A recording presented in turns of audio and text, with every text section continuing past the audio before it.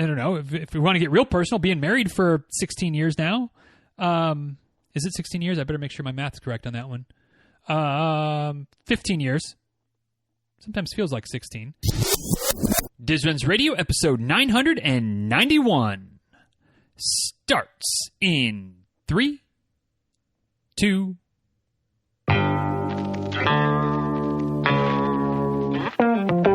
welcome back to Dizruns Radio, where I talk with runners from all corners of the running world about running, life, and everything in between. I'm your host, Denny Krahe, and it's just about time to head out the door for an easy run and a great conversation. So if you're ready, then I'm ready. Let's get started.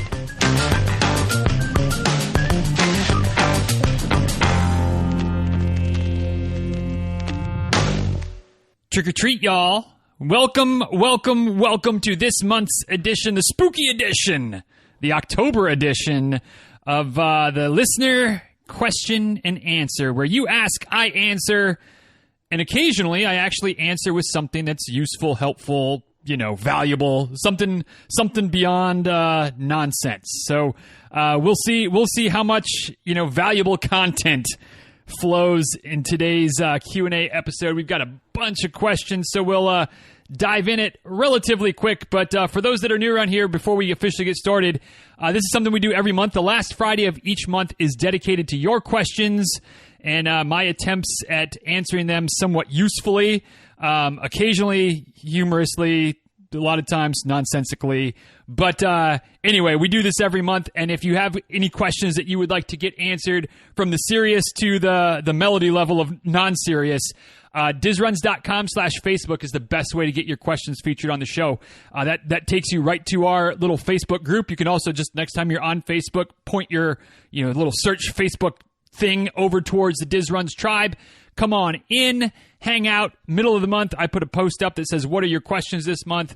You put your questions in the comments. I answer them. It's pretty much that simple. We can get a little bit more complicated, where you can send me your questions via email, via other social medias, things like that. I will be honest, though, my success ratio on getting those questions into the episode, maybe 50%, because, a little bit helter-skelter around here sometimes. Things get lost in the shuffle, but if they're in that Facebook, post or in that thread, that way they don't get lost. So that's the easiest way to do it. But whatever works best for you. If you have questions, I have answers. Occasionally I have useful answers, and that's what we're doing today. Like I said, lots of questions, 30-something today, including a variety from Melody, which we'll get to those when we get to those. Love you, Melody. But anyway, let's get started. For maybe the first time ever, the Tom trifecta kicks off this month's Q&A. So 3 from Tom from Western New York. First one, this question is inspired by Shalane Flanagan. If you had the opportunity to run 2 major marathons, say London and Chicago, within 1 week of each other, would you run them? What about within 24 hours like Chicago and Boston? Absolutely. Absolutely, I'd do it, Tom. If I had the opportunity, and the calendar is what it was this year, to do all 3 of them in whatever it is, 8 days, lock and load. Let's make it happen. I would absolutely do it. Obviously, there's financial considerations and travel considerations that maybe don't impact Shalane quite as much as they might impact somebody like me. Also, the whole qualification situation that also doesn't impact Shalane quite like it would impact me. But yeah, given the opportunity, and shoot, I would do it with not major marathons. And this is a question we'll get into in a little bit from somebody else. But this is one of those things where it's like that's part of what a lot of times people do when they're trying to, whether it's a marathon in 50 states or, just a race in 50 states or whatever, where you stack them on, back-to-back days on the same weekend. Or maybe you go on a vacation and you start the vacation with a race, one weekend, and you wrap up the vacation with the race the next weekend. I'd absolutely do it. Non-major marathons, major marathons, whatever. If the opportunity presented itself, and things made sense, yeah, I would not hesitate for 1 second to be like, yeah, let's do it. Saddle up, make it happen. So yeah, I think it's awesome. And shoot, shout out to Amy, who was on the show a while back, and I don't remember the show number, Amy, I apologize. But she did Berlin, London, and what was the other one? And Boston. She did Berlin, London, and Boston this year. So that was 3 in 2 weeks, something like that. So yeah, lots of crazy opportunities based on how the calendar shook out this year, and how, various lotteries and things like that might have shaken out, to have some pretty cool experiences of running some big marathons, some major marathons in relatively short order. So, yeah, Tom, to answer your question, if the opportunity presented itself, I would absolutely do it. Tom's second question, during my early morning runs, I often come across motorists who view stop signs as just a recommendation. Have you had this experience, and do you have any suggestions? Yeah, I absolutely have, Tom. I think that anybody who runs on the roads at any time has had this experience where, people that are driving cars don't always believe that stop signs are mandatory, and certainly they're not always looking out for pedestrians. And I'm not going to just throw all the shade on the motorists here. The folks driving, yes, in theory, they should be, adhering to the laws and making sure to look for pedestrians and runners and things like that.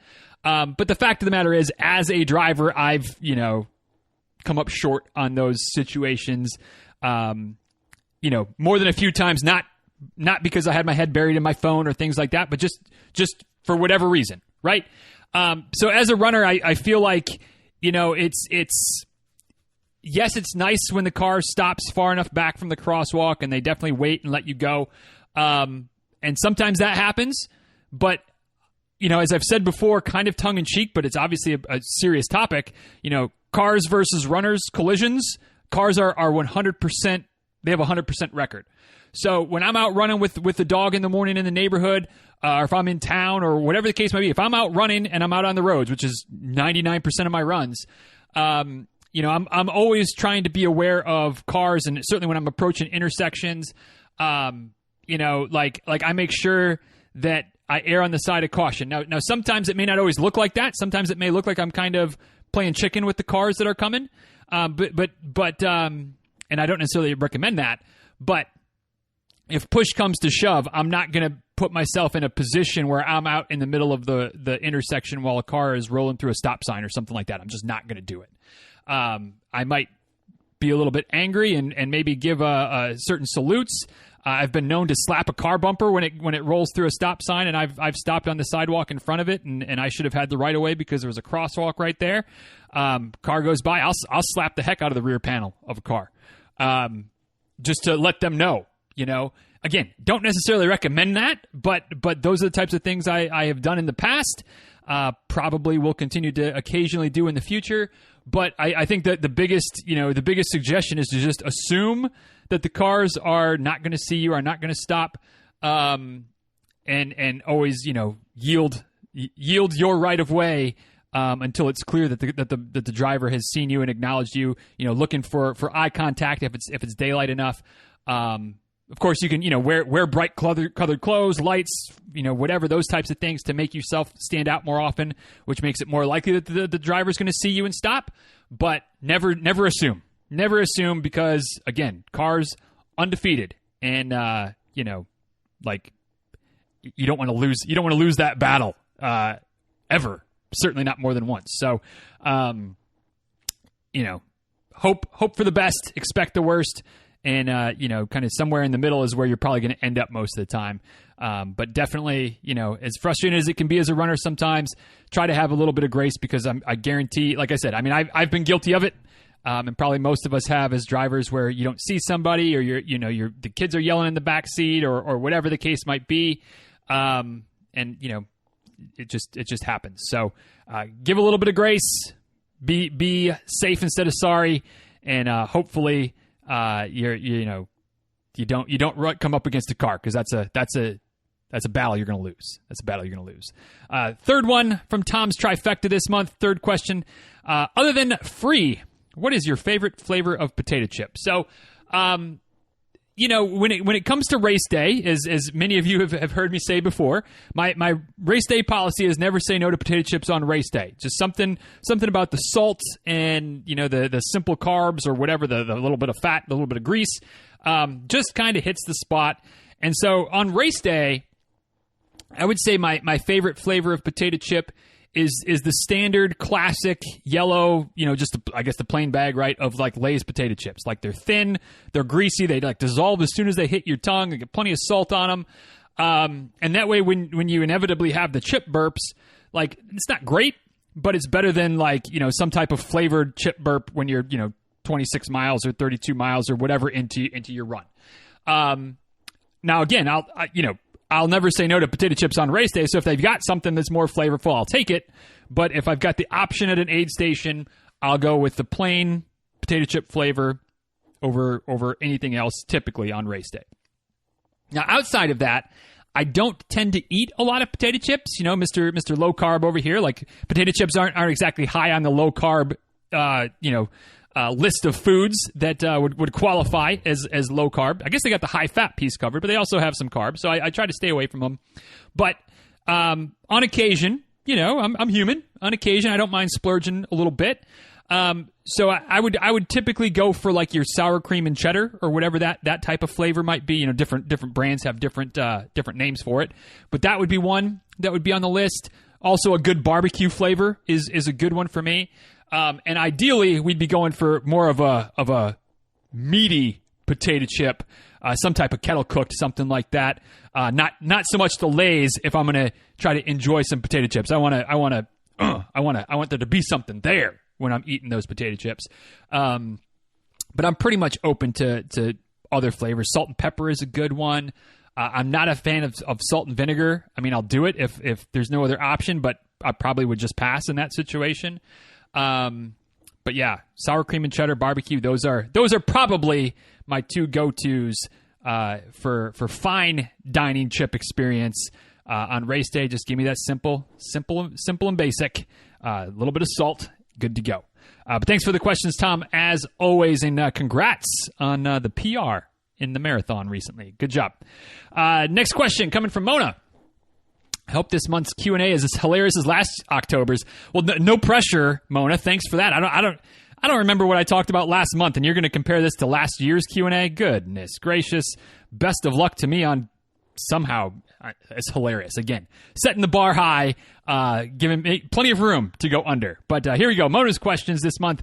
What are some of the other running-related podcasts that you think are worth listening to? We love you. Just want to compare my list. So this is a tough one for me, not because I am like worried about y'all listening to other there's plenty of great podcasts out there. I've had plenty of other running podcasters, fellow running podcasters on the show, and I'm happy to promote their shows left, right, and center. But I don't listen to very many of them, and it's not because there's some like petty jealousness or anything like that. I think it's mostly because I tend to use podcasts as like business education, news, things like that. And so just I've subscribed to most of the running podcasts that I've had guests on the show about, and I listen to them for a little while, and then they just kind of fall off my radar of what I want to listen to. And again, there's no way that, I mean that with no shade directed to them at all. They're great shows. It's just like they kind of get to the bottom of my list of news and other types of entertainment and education, things like that. And then I have, 40 episodes of a podcast built up, and I'm just like, yeah, just delete. And stay subscribed, but I just don't listen to them as much. So, but that said, the ones that I definitely tend to turn to, I really like Running with Jake. It's funny, but also there's enough good meat on the bone there as well that I enjoy that podcast. Not Your Average Runner with Jill Angie is a great one. I'm probably not her ideal demographic, and that's okay. But I still enjoy it. I think Jill does great work. She's an awesome lady, so I really enjoy that podcast. Ordinary Marathoner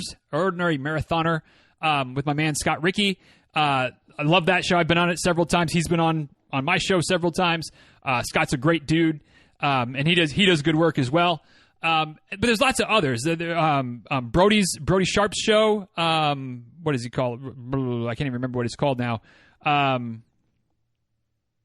He had one and then he changed it. I'm sorry, Brody. I forgot the name of your podcast. I'd give it a shout out, but you could, y'all that are looking for it, let me know and I'll let you know. Jason Dennis's show, Run the Race. That's another good one. There's lots of them. And just like mine has certain flavors, and sometimes you might like it more than others. All of their shows have certain kind of flavors and slants and angles that they're coming at it from, so they might resonate more with you than others. So give them listens. Give them a listen. If it's not for you, hey, no worries. There's only however many other 100,000 podcasts out there, running and otherwise. So just keep listening to podcasts. That's where I come from. It's the more people listen to podcasts, the more it helps everybody. And just as far as getting more people listening, more people finding the show, more opportunities for whether it's sponsors or things like that to kind of help keep the lights on and whatnot. So be curious to hear your list though, Mona. What running related podcasts do you listen to? But those are a few of mine that are on the list. Next question. Why do you love maths? I love that you call it maths. Anyway, why do you love maths? I've always been interested to know that. I know you get all excited about it. Were you always good at it naturally, or did it help you in your life? I mean, I love psychology and literature because they taught me a lot of life lessons. So in that context, why do I love math? I think that for me, my brain is very much analytical. Very much, I like the black and white. I like the completeness of math. Like, you have a problem, you solve it. Period. There's not a lot of gray results, or there's not a lot of wiggle room as far as, well, it could be this, but it could be like math is. It's always come easy to me. It's always made sense to me. I was never one of those students in the math class growing up where, like the teacher would introduce some new concept or some new whatever, the next thing. And like, I remember as an example, I remember in our geometry class, we were going through like proofs of like theorems. And I was always the one that was like, I don't, is this, is a squared plus b squared equals c squared? Cool. Got it. I don't need to do 500 examples to like, well, what about if A is this and B is this? Like, I don't need to do all that nonsense. Like, if this formula is true and, like you're telling me it's true, it's in the book, I'll do a couple examples like, oh yeah, it checks out. Like, I'm good. And I remember there were some other students in class that would have to go like, well, but what about if A is this? And but what about if the hypotenuse is this? What about in this scenario? And it would like make me want to pull my hair out because it was just like a squared plus b squared equals c squared, period. 5, 12, 13. That's always going to work out as well. You math nerds, you know what I'm talking about. So it just to me, it just made sense. I didn't need proof. I didn't need to like go through all the hypotheticals. Like, it just worked, and there was complete. And at the end of you worked through the steps, and there was an answer. And that really like just worked for me. And so, and yet I kind of look back and go, why did I never like pursue a math centered career? Why didn't I pursue something in physics or in engineering or something like that really probably would have been something I could have really been good at. And I like to think I'm good at my job now. I hope I am. But, if I had it to do over again, would I have made math more of a priority? Would young Diz have been like, yeah, math needs to be something that's at the center of my focus going forward? Probably. Because it just makes sense to me. It was easy to me. It came naturally, and I enjoyed it. I enjoyed the process, and again, the conclusion, a solid answer. So there you go. Hope all that made sense. And then I, of course, married an English person, and I guess opposites attract, right? There you go. Anyway, a real good question. Do you think male versus female athletes need a different training or coaching because they are different bodies and they work differently? I'm reading a lot in this context. What is your approach as a coach? So, when I first read this question, I feel like this is one of those danger questions of like where no matter what I answer or how I go about it, I'm going to get myself in trouble. And so I still kind of feel that way. But I think that I'm going to default back to my philosophy on coaching in general is there's no one size fits all for anyone across the board. And so, yeah, I think that to say that do males and females need different things or different training philosophies? Well, like sure. But I don't think that means that all men need the same philosophies or the same style of coaching or the same training plans, just like I wouldn't think that all females do. I think that yes, there are general principles that tend to work with humans. just because our physiology, there's lots of similarities in our physiology, but at the same time, there's differences and tweaks, and what works for one may or may not work for another. And so, having those conversations and obviously with females and hormones and cycles throughout the month, like, not that we dive into that real deeply, not that I'm afraid to, but obviously it's not something that I've experienced. Like, I don't have any firsthand knowledge of what the menstrual cycle is like, but I definitely have athletes that I've coached that it's like, oh, this is going on. I noticed this when I'm on my period, whatever. And like, we work together to adjust the training so that it hits, certain workouts hit or don't hit at certain times of the month. And I have some athletes that we never get into that line of discussion and how their bodies react at different times of the month. And that's okay. If they're not comfortable with it, I'm not going to poke and pry, depending on how things are going, of course, but like, I'm not going to poke and pry probably anyway. But if they bring it up, we talk about it as much as I'm able to and kind of work together to figure it out. But again, that's not women across the board, men across the board, as far as I'm concerned. That's this woman, this man, this person, right? And each person kind of work it differently. So I guess my approach as a coach is the same as it's always has been, and that's, there is no one size fits all. Each person, like, I work with each person at their individual level, physically, their body, their goals, things like that, and try to find the right answer or the right approach or the right nudge or encouragement or whatever they need from me as a coach for each person, and not just try to assume that for everybody, for everybody that needs the same thing, because clearly not everybody needs the same thing. Last question that really isn't a question, I don't think, but I'm going to read it for you anyway, Mona. I really enjoyed the series with Thessaly. I think she's awesome. I cannot think of her when I work out on a treadmill. I cannot not. Whoa, double negative threw me for a loop there. I cannot not think of her when I work out on a treadmill. Did she change your mind a tiny bit about the treadmill? So I guess there was a question in there. No, she did not change my mind about the treadmill. Like, I understand that for some of you, the treadmill is a very necessary piece of the equipment, necessary piece of the puzzle. For some, it's a preferred piece of the puzzle. For me, it's not, but if I had to work out on a treadmill, like if I didn't have any choice, I'm sure I would do it. I'm sure I'd figure it out. Maybe I'd get one of those fancy bells and whistles treadmills so I could, be magically whisked away to Delaware or wherever. Wayne's World reference for those of you not paying attention at home. But I'm thankful that me and treadmill running don't have to be a thing. But glad that you enjoyed the series, Mona, and hopefully others did as well. Maybe learned a few things, especially those that maybe are on my side of the fence when it comes to treadmill running, but also have some weather issues where it becomes a necessary evil in the winter months, and hopefully it'll help you get through the winter, maybe change the mindset a little bit, which is not for nothing. Maybe something I can keep working on as well about treadmills and other aspects of running in life. So maybe there is something that I definitely got out of it, just not really changing my view on the treadmill. But thanks for the questions, Mona, as always. Speak of the devil, next question comes from Miss Thessaly herself.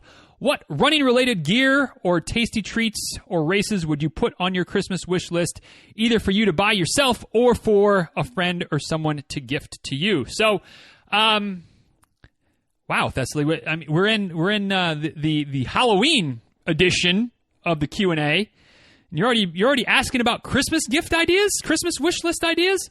Whew, getting that cart in front of the horse. I mean, I get you don't want to wait for the December Q&A to ask for holiday wish list stuff, because then we're after Christmas when that episode is going to drop. But at least wait till November, right? Like, let's get through Halloween. Let's get through Thanksgiving. I'm not going to put your question off, though. I'll answer it. So, for Santa Diz this year, on my list of because let's take a step back here.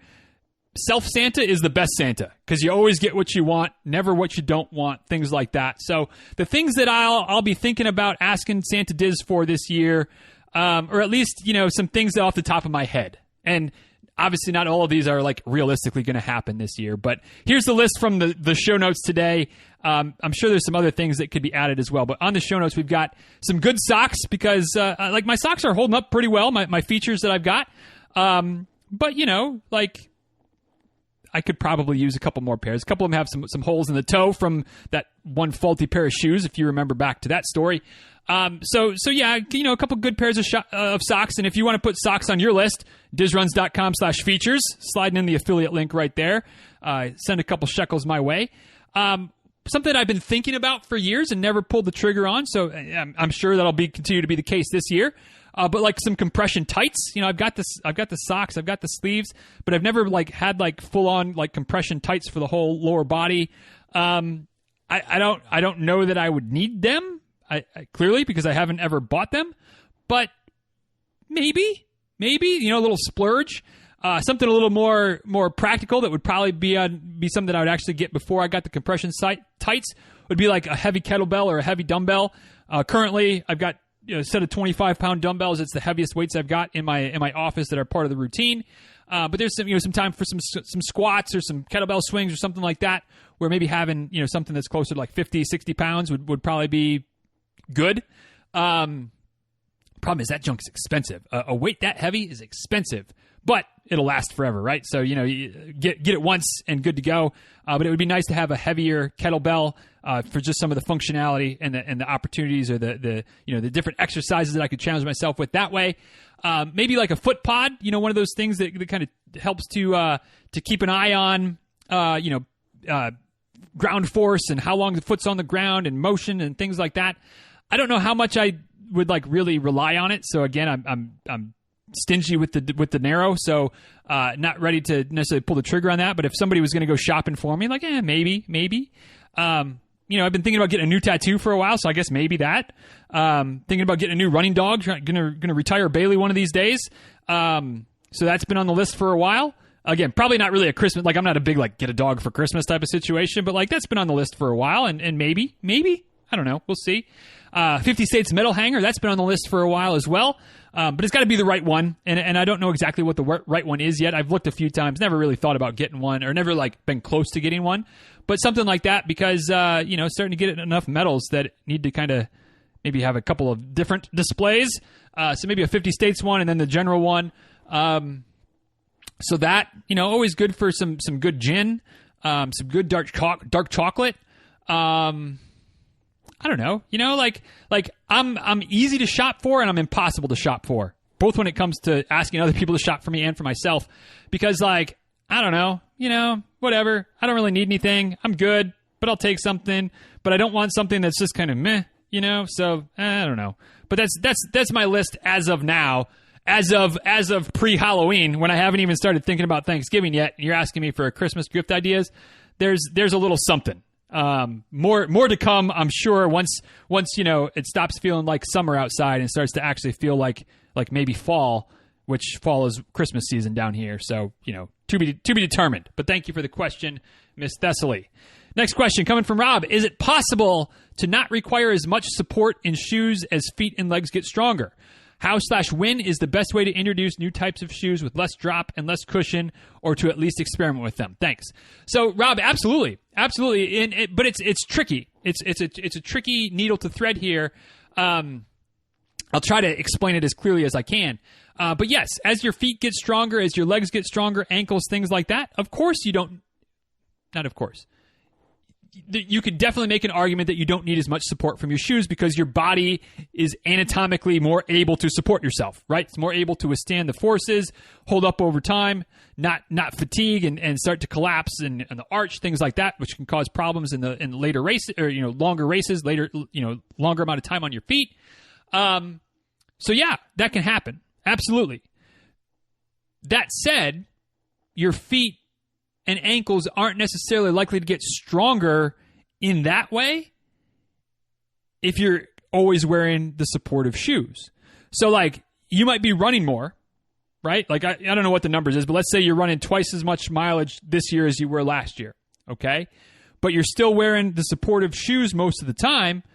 I wouldn't say that means that your feet are twice as strong as they used to be.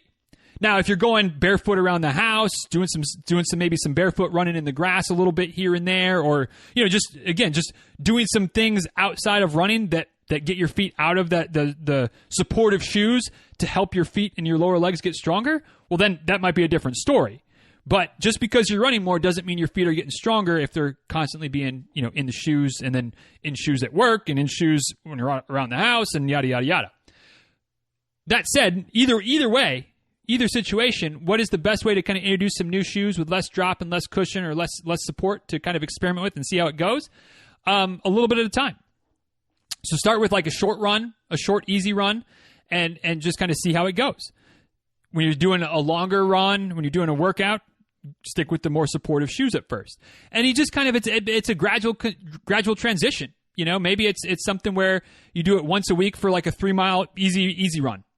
And then, give it a couple of weeks, make sure there's no issues that crop up. Feet feel good, legs feel good, shins feel good, all that good stuff.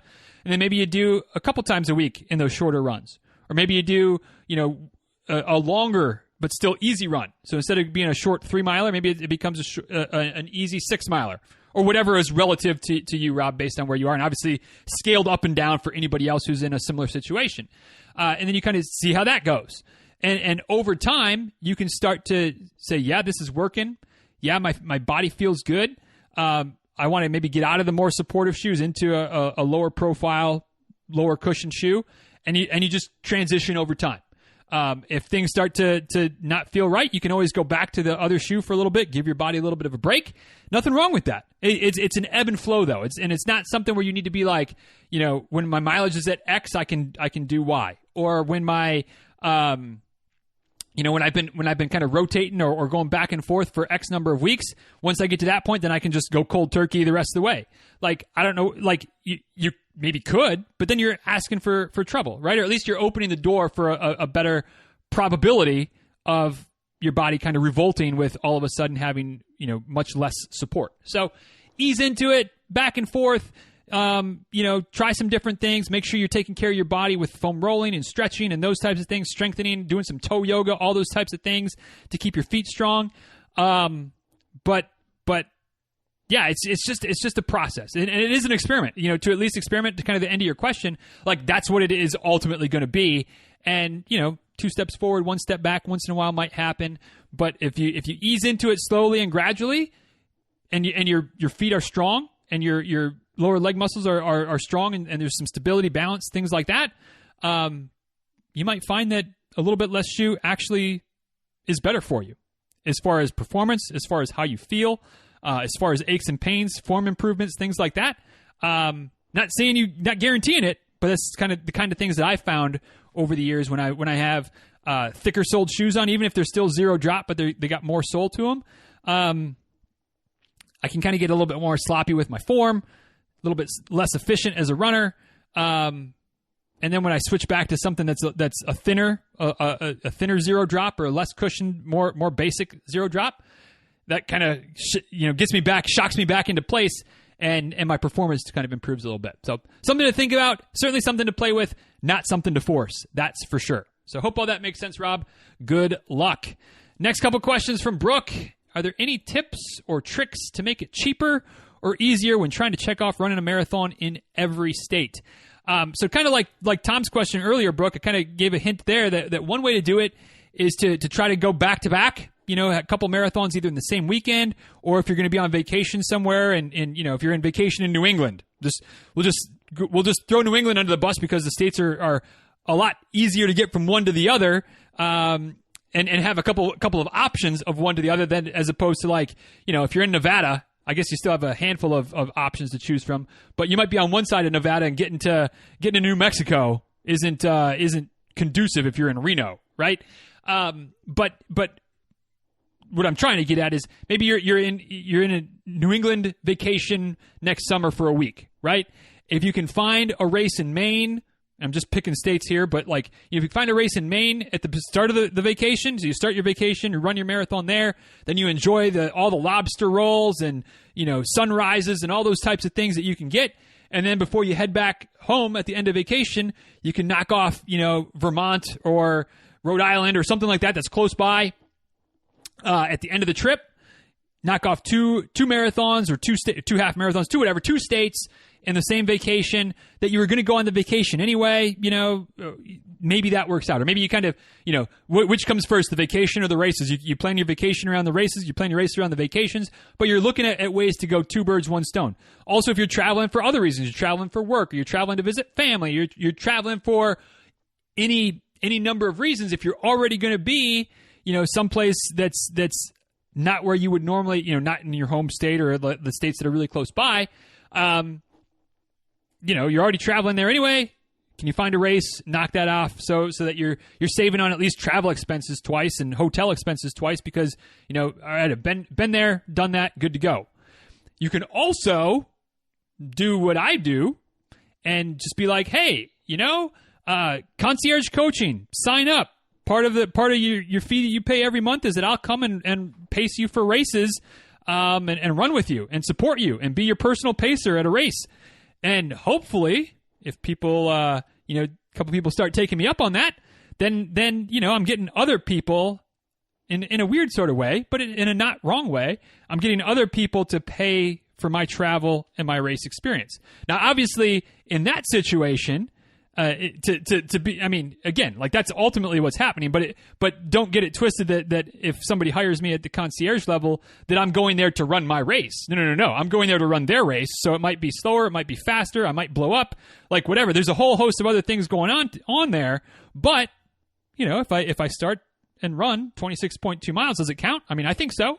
So, there's maybe some ways to make it creative, dizruns.com/concierge if you're so inclined to help me get to my 50 state goal. I'm not sure that's the best selling factor. That's the angle that I should try to sell that coaching option on. But again, if there's, I guess the moral of the story, are there ways to be creative to make something like that happen?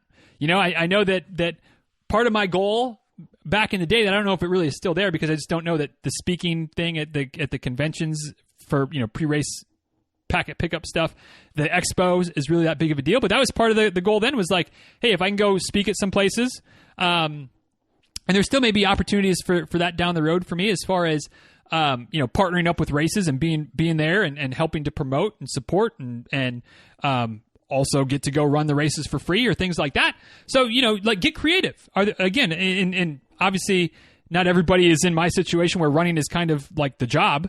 Or at least tangentially related to the job.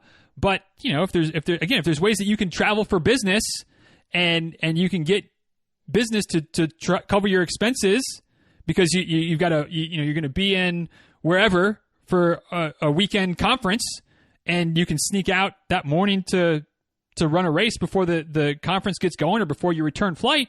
Well, there you go. Now all you're out is the registration fee, but all the travel expenses are covered. That's not a bad option. So you're going to get creative a little bit. It's not going to be cheap, and I don't know that it's going to be easy, but there are some ways to maybe try to save a few bucks and make it happen, whether it's doubling up races, combining travel for other things for a race. Of course, then there's looking for deals and things like that, but that's just kind of, you got to be at the right place at the right time.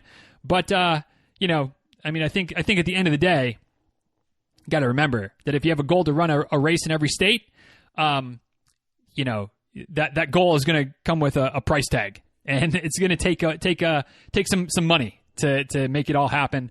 But that's, the maybe the good news on that is that you don't have to do it all in a year or 2 years or whatever. Like you can take your time and make it happen over the course of some years. Which leads to Brooke's next question. Do you have a goal time set for when you want to check off all 50 states on my challenge of trying to run a marathon in every state? And the answer is no. I certainly want to do it. I recognize that the older I get, maybe the more difficult it may be to like run marathons and things like that. So I'd like to not wait, another 30, 40 years to get it done. But if I can get it done by the time I'm 50, that gives me almost 10 years. Like that would be great. 55, also great. Yes, it's a goal. Yes, it's something I want to work on doing. Yes, it's something I want to keep chipping away at. And, with coaching options or speaking options or different things, when opportunities present, I'm going to take advantage of them. But at the end of the day, like, it's not my number one priority, right? Like being home with the girls, helping, as Addison grows up and what things that she might get into and things like that. Those things are going to be more important than, an arbitrary time goal of like, I really want to get this 50 states done by the time I'm 45 or 57 or whatever. We'll take them when they come. Hopefully, we're getting to that point where maybe some traveling, some family vacations, things like that. And again, combine that with a marathon in a state or two to kind of help work away at it. But no, I don't have a set time goal because it's a goal, certainly, and it's a priority. It's something I want to achieve, but it's not something that is high enough on the list that I'm going to sacrifice other things to make that happen. So hope that makes a little bit of sense. Next question from Brooke. When are we going to hear you play a song on the guitar? Probably not very often. A, because I'm not that good. B, because, for every one person that might want to hear that, there's 1,000 of you that have no desire. But if you're so inclined, not that I played like a full song through or anything like that, but I don't know, was it a year ago? It was a while ago, but I did post a video on Facebook called out by by Brian himself, the man from oh gosh, I can never remember which province he's from. He's from Canada. We know that. But Brian called me out and asked me to post a video of me playing, and I don't know, it was a 5-minute video of a handful of songs, different riffs from different songs. So if you're so inclined, you can find that in the archives, and maybe if you're lucky, Brooke, I'll go ahead and post a link in the blog post for today back to that post. You can check it out. Various Dave Matthews songs and a couple of other songs as well that you'll hopefully recognize one or two of them at least, of some things that I've picked up on the guitar, dabbling over the last couple of years. Last question from Brooke. I already have circulation issues, especially in my legs. Do you think running makes this worse or helps?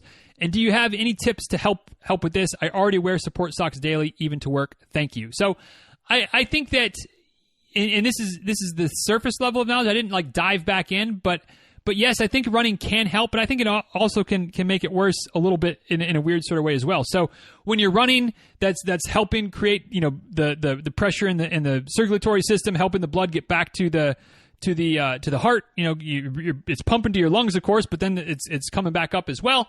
But at the end of a run or at a long run or a hard workout, the blood tends to pool in the legs for all of us, and so if you're already having some circulatory issues, it can definitely make it worse. So, it's kind of one of those where depending on how you're feeling, what the run's looking like, what the specifics of your run are, it could help. It could make things a little more uncomfortable for a while. But as far as tips to help it, hopefully help with your circulation, issues, I think that the key is to work with your body as much as possible. So like you said, you wear compression socks or support socks daily. That certainly helps. Maybe you up the ante a little bit, and at the end of the day or after a good run or whatever, things like that, you do some, legs up the wall pose. Although I don't know that it's a pose necessarily, but you lay on your back, with your backside up against the base of the wall or close to the base of the wall, and just put your feet up on the wall so that gravity is helping to pull some of that blood and just the just whatever fluids are pooling in your legs, helping to pull those out of your ankles, out of your calves, and get absorbed by the body and circulate back to the heart and be filtered out and just improves the circulation basically. That can help. And just figuring out different tips and tactics. Being well hydrated, that can help. More volume of blood, it can be a little bit of a blood pressure increase, but a little bit of a blood pressure increase can also help with the venous return in your body. So it helps with circulation that way. So it's circulatory issues from what I know, and I'm not claiming to be an expert here.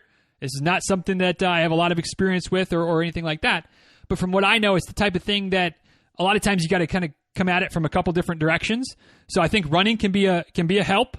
But again, immediately post-run, it can cause some problems, or at least can be a hurdle that you have to overcome. But compression gear, legs up the wall, or just elevating your legs to let gravity kind of help with it as well, or just to make it less difficult for your body to pump the blood out of your legs because it doesn't have to fight against gravity as much. Hydration, things like that, maybe a little bit of massage. Maybe there's a call for foam rolling in there somehow. But, kind of hitting it from different angles. Hopefully you can find the right mix, the right cocktail that works for you. to help it become less of an issue on a day-to-day basis. But yeah, I wouldn't feel like running needs to be something you need to avoid, but strategic running or just being strategic in how you recover after some longer runs, especially, might go a long way towards helping it be less of an issue. It might be 10 minutes on, with your feet up the wall after a run might make a world of difference for you. And then, 5-10 minutes at the end of each day that might be a simple,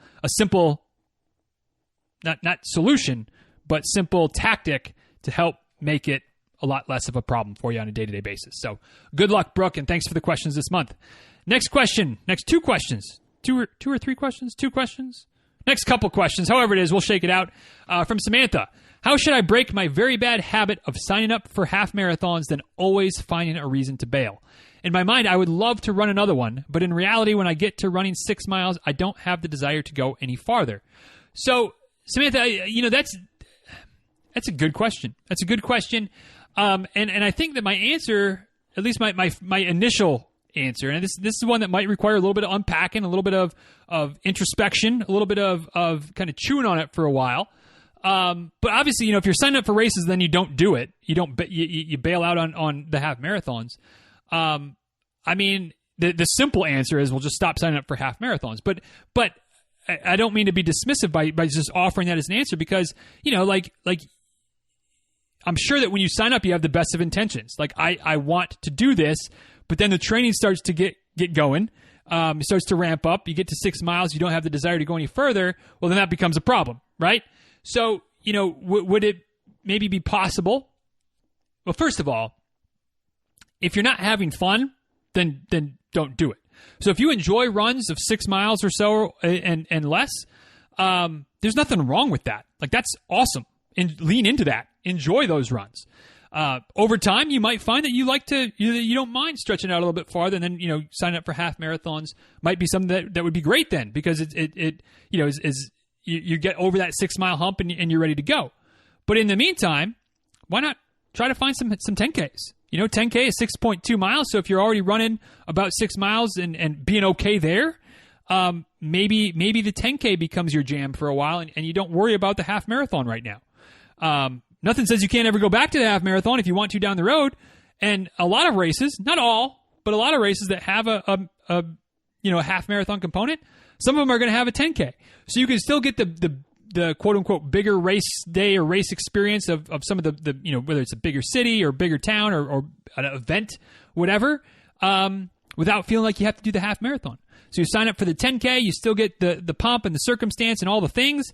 Maybe you run more local races that are a little bit smaller. You find some 10Ks that offer those options, or some 8Ks or some various different distances that are in your wheelhouse, and just lean into what you're enjoying. You don't have the desire to go any farther than 6 miles, then I guess maybe my slightly tough love answer is don't go any farther than 6 miles. Sign up for the shorter races, enjoy those, have fun with them, and if/when you start to enjoy stretching out your runs longer than 6 miles, then look up a half marathon again. But until then, life's too short to be doing, well, wrong way of saying it.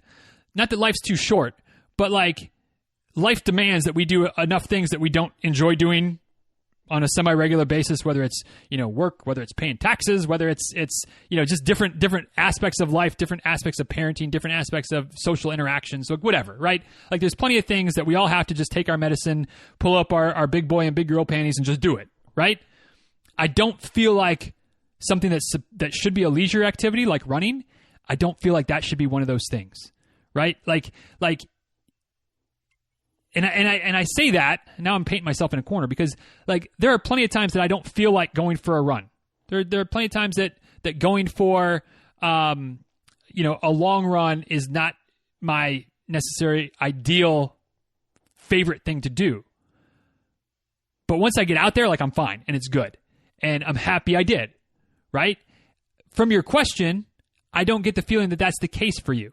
That it's not just something where you just got to get over the hump and once you get started, then you're good to go for 6 or 7 or 8 miles. Because I feel like if that was the case, signing up for a half marathon would help you get over the hump and keep you going, and that would be a good thing to do. You wouldn't be bailing on the race. So seeing as that's if I'm reading into the question correctly, Samantha, and again, this is to anybody else that's in similar situations, because I've been there and I know other folks have been as well. Like, lean into what you enjoy doing. Running is something that we do because it's fun. We do because we enjoy it. And so more often than not, like that should be our guide. If running half marathons or 5Ks or whatever is not fun for you, find the aspect of running that is fun for you. Maybe it's not races at all right now. Maybe it's just the Saturday morning or the Sunday morning coffee shop run where you can meet a couple of friends, go for an hour, come back, have coffee or mimosas or both or brunch or whatever, and that's what you need right now. And that's fun, and you enjoy it. And don't even worry about racing.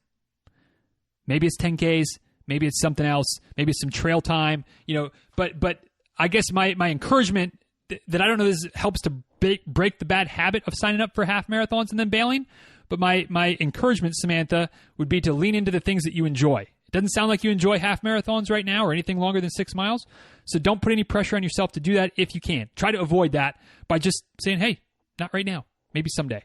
All right. I hope that helps. I know that it's a late, like I said, it's going to be something that is going to probably require a little bit of chewing on, a little bit of introspection. Happy to try to help more, whether we need to get on a call or just have some chat back and forth in the Facebook group. But good luck, because ultimately you need to enjoy your running more often than not. I would say all the time, as much as possible. And so don't feel like you have to do anything else if it's not bringing you that joy that running should bring. Next question from Samantha. Cold weather running gear recommendations, specifically bottoms. Living in Florida, I love it when y'all ask me for cold weather running gear recommendations, because for me, that's like shorts and a windbreaker. That's what I need for cold weather gear. Admittedly, that doesn't work for those of you that live, not in Florida. Maybe somewhere not in South Texas or various other southern locales. Some of you need a lot more. Although I think if you ask Lesterberg, what do you need for cold weather running gear, he would also say like shorts and a windbreaker, because Fargo and something about the cold messes up your head and whatever. Love you, John. But Samantha, to your question, a couple things that I would point out, and I'll try to remember to tag you in a post from a couple years ago or somewhere. I'll try to find it. Where I kind of basically asked what are good cold weather running gear recommendations, and maybe that can help you find some things, specific things. But as far as just general things to keep in mind, in my experience, and this is kind of across the board for running gear, and it's not perfect, it's not universal, but especially for cold weather gear, you kind of get what you pay for, right? So like good cold weather running gear is not cheap, but it's worth it.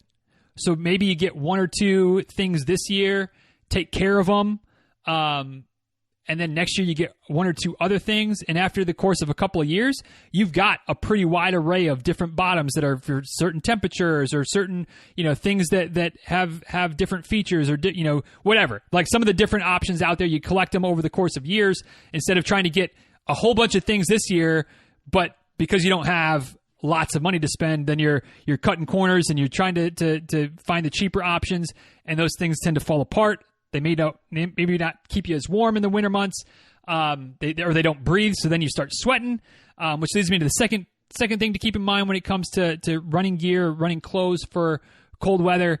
I think the loose rule of thumb is you want to dress for temperatures that are like 10 to 15 degrees cooler than what the actual temperatures are, because you don't want to overheat. So yes, it's going to be a little bit chilly for the first mile or two, but once you get going, you start generating some body heat, it'll kind of level out. Because the last thing you want to do is start sweating a bunch when it's cold outside, because then if you do stop running and start walking for a minute, your temperature can drop pretty quickly. So you want something that breathes, something that you want to maybe err on the side of a little bit less that is more, and get quality. And again, I'll try to tag you in the post if I can find it from a couple years ago, where people were talking about brands and different styles and things like that. And maybe that's something that we should dust off again and have an updated post on that as the weather's starting getting colder. Because again, I know that I'm not good when it comes to different brands, because quite frankly, I don't need different brands of cold gear. So it's not exactly my wheelhouse. Even though growing up in Michigan, I know cold stuff, but wasn't a runner back in the day. So Carhartt was my kind of go-to. probably not the best in terms of running gear for winter months. So stay tuned, Samantha, but thank you for the question. Good, hopefully some things to keep in mind. Last but not least, what is your favorite Halloween movie? I'm not sure that this is a good question for me because I'm not really a big kind of scary slasher type of, when I think of Halloween movies, I think of like the Halloween movies. I think of Friday the 13th, Freddy Krueger's, things like that. And those just aren't my jam. Like those are not movies that I enjoy. So I guess if I had to answer, like, I don't know if it even counts as a Halloween movie. I think I would go with Addams Family with Raul Julia and Angelica Houston. That one was a favorite of mine as a kid. Still love it. Another one that might be more of a, but I don't know if that counts as a Halloween movie. Like, it's an Addams Family movie. Is it a Halloween movie? Like, I don't know. But then maybe another one would be Nightmare Before Christmas, which again, is it a Halloween movie? Is it a Christmas movie? I think it's a Halloween movie. But that's a fun one. But those would be kind of my two, I guess, that come to mind. Not a big Halloween movie fan. More of a Halloween TV show. Like I like a sitcom that has a Halloween themed episode way more than I like Halloween movies because it's still sitcom, so it's still funny, which is much more in my wheelhouse. But thank you for the question, Samantha. Hope they were a little bit helpful. I know it got a little bit rambly there, but hopefully something useful came out. Appreciate your questions. Next question from Weasel. It's great. I hope I'm saying that right. I mean, it's exactly how it's spelled. I hope I'm getting it right, Weasel. I can't think of anything else it would be. Great name. How long should your taper be is the question. And this is one of those questions that, like, it's impossible to answer because there's so many variables. And maybe the kind of dismissive answer that's not really dismissive, but it's probably the best answer, quite honestly, if you can get past the dismissiveness of it, would be it should be as long as it needs to be. Well, how long is that? You probably are asking. Very good question. I think that it depends based on factors such as how long you've been running, what your base is like, how your training has gone, what distance the race is that you're tapering for, what your goals are for the race. I don't know how many times you've run the race before. I think that maybe factors in a little bit. And all those different factors, and probably a handful of other ones that I didn't think of, kind of combined to say that, like, sometimes taper might really only should be a handful of days for like a shorter race. I've seen people that taper a little bit for like a 5K, 10K. Not like massively, but a couple days of really dialing things back before the race day, like, makes sense. Certainly, 10 days, 2 weeks for longer distance races, maybe even 3 weeks. I know, Laura, who's been on the show a couple times. Laura is one of the other running coaches that I meet with on a regular basis, her and Laura Norris and Nora Bird. I know that Laura tends to, at least my impression is, after 6 years of us meeting together, or 5 years or whatever it's been a while. We've gotten to know each other well over the years, but my impression of her coaching style, she tends to lean towards more like the last long run is like 3 weeks before the race. So kind of like a 3-week taper. I'm more of a 2 week as a general starting point, but there's been times where I've had people do less than a week for a marathon or just a week for a marathon, depending on, again, like, there's so many variables. I don't want you to hear that, like, oh my God, just a week-long taper. Like, yeah, based on how things kind of shook out with life and training, like, that's kind of how it worked out, and it made sense, right? There's been times that I've gone 3 and 4 weeks since the last long run, and that makes sense. It should be as long as it needs to be, but not necessarily any longer. But again, needs is there's a lot of things that come into play. It's just a term of life and schedule and lots of things that go into it. So just, I guess maybe the important point or the important thing to stress here, Weasel, is that your taper period the goal is to get your legs to recover, to be refreshed, to be bounced back and ready to go. Some people need longer, some people need shorter. Err on the side of giving yourself more time, but don't feel like it has to be any certain distance or any certain duration, because there's so many factors that can come into it. And depending on how your training is gone or how it maybe hasn't gone, you might not need that much of a taper period because your legs might not be that worn down because things haven't been as consistent as you'd want, or life got in the way or things like that. So then maybe you don't need as much of a taper because you don't have this buildup of fatigue that maybe you would have wanted to have when you started your training, if that makes sense. So good question. Lots of layers to it. Sorry for such a vague answer, but it's kind of it's like, to me, that's the best answer, is however long you need it to be. And that's going to depend not only from person to person, but maybe this is another important piece to consider. It's going to also depend within the same individual from training cycle to training cycle, year to year.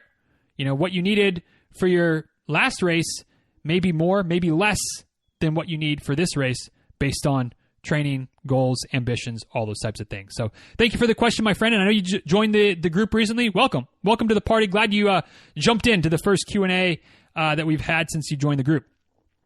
Next question from Karen. What are the signs of a pending marathon addiction? I ran Chicago and it hurt so bad, but I want to do another one. Am I going insane? Yeah, sounds like it, Karen. Welcome to Club 26.2. You're one of us.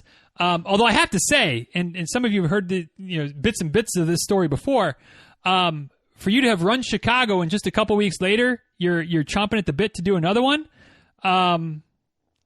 that's more rapid than it took me to get there. It took me months to get there, to even thinking about maybe doing another one. And even then I got peer pressured into it. It wasn't that I wanted to do it.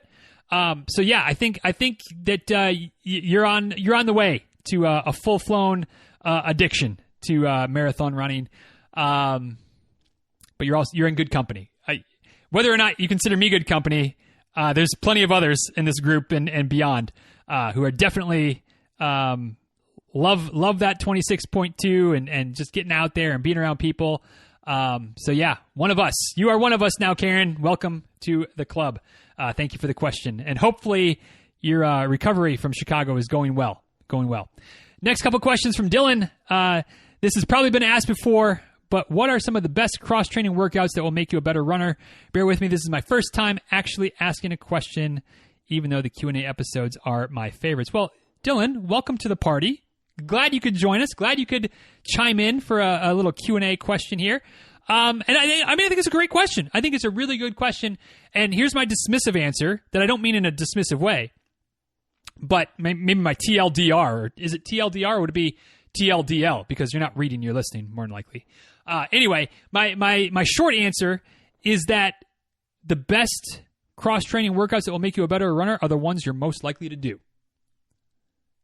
Unpacking that a little bit, I think that there's a few things. One, we've talked about this a few times over the years, but I think that it's easy to get misconstrued when we're talking about cross-training. What are we talking about? So for me, when I talk about cross-training, at least what I have in my head is that we're talking about cardiovascular activities that are not running. So it's cycling, swimming, rowing, hiking, rollerblading, like any of those types of things, any cardio exercise. Some people lump yoga, strength training, stretching, those types of things into cross-training. I mean, I don't, but I don't necessarily think that it's wrong to. I think it's just we just need to be clear on what we're talking about. I think that strength training is a great thing to do. Something that again, to me, it gets its own category, and will definitely make you a better runner. So if strength training falls under your umbrella of cross-training, yeah, that might be the answer. If we're looking at my definition of cross-training, cardiovascular-based activities, I think I've heard it said before, and I don't think it's inaccurate to say that the activities that most closely mimic the running movement are going to be the most beneficial towards helping you improve as a runner. I think you can make that argument. So things like walking or hiking, things like the elliptical, where you're basically doing the running movement, but you're taking the force away, you're taking the pounding away. Those are probably going to be pretty good options. The flip side of that, though, and the argument that I think you could also make is that doing something that's not as closely related to the running movement could be equally or more beneficial because you're working some different muscles. You're stressing your body in some different ways. So maybe some of those muscles and tendons that might be getting a little wear and tear from running, by adding some cross-training to the mix, you're giving those a chance to breathe. But if your cross-training is the elliptical, which is basically the same running movement, you're still working your hip flexors the same. You're still working, your glutes the same. You're still putting the same stresses on, very similar stresses on the same body parts, and so they don't get as much of a chance to kind of recover. Versus if you get on the bike, get in the pool, get on the rowing machine, something like that, where you're still getting a good workout. You're still building that cardio fitness, but your body is working a different way. You got different muscles firing. Maybe you're working your upper body a little bit more. I don't think that's a bad thing. I think that makes you a better all-around athlete, which has a chance, pretty good chance, quite frankly, to make you a better runner as well. But again, I go back to my original answer. The best cross-training, again, from my definition of cross-training, the best cross-training workouts that are going to make you a better runner are the ones you're most likely to do. So, like, if you want to go with the argument that elliptical is going to be the best, but you absolutely hate being on the freaking elliptical, don't torture yourself. Get a bike. Get in the pool. Go for a hike. Those things are going to help you, and you're going to enjoy it, which means you're going to be more likely to be consistent with it. It means you're more likely going to lean into it instead of like, all right, I got my 20 minutes in, I done. I'm done. Like, no, like if you're doing something that you enjoy, you're going to get 20 minutes in and you're going to be like, hell, I'll do another 10, I'll do another 15, I'll do another hour. And pretty soon, like you're really, leaning into it, doing it, being consistent with it, and that's where it's going to pay off. So ultimately, that's the answer. For me, that's the spin bike. For me, that's the thing I enjoy the most because I can put on a Peloton ride. I can put on the game on TV. I can put something on, which I know that flies in all of the flies in the face of all of the reasons I dislike the treadmill, even though I could do all those things on a treadmill. Don't at me. That's a different conversation. And I get the hypocrisy of it, and I don't have a good explanation. But for me on the spin bike, I can do all those things, and I'm good to go. So that's what's best for me. Again, I don't do it as much as I probably should, as much as I would like to, but I'm more likely to do that than I'm more likely to go up to the fitness center and jump on the elliptical, or to go to the pool, or to go for a hike, or get on the rowing machine. All things I have access to, but all things that I'm way less likely to do than spin biking. So that's the one that's best for me because it's the one I'm most likely to do, even if I don't do it as much as I should, if that makes sense. So thanks for the question, Dylan. Hopefully, hopefully you'll join us again in future months, whether it's next month, whether you need a break, whatever. But we're not going anywhere. Although you do have another question, so we'll get to the second one. But thanks for the questions this month, my friend. Second one, non-running question. I won't ask about the status of your book. Appreciated. But do you need a writing accountability partner? Now that, my friend, is an interesting question and one that might be yes. Might be yes. That might be helpful. Realistically, there's a few other loose ends in some other areas of my business world that I need to really take care of before I can even pretend to lock in on the book. But if you're asking for a friend or if you're asking for yourself, let me know, because that could be something I could see being very helpful, whether it's another few weeks down the road, maybe the first part of next year.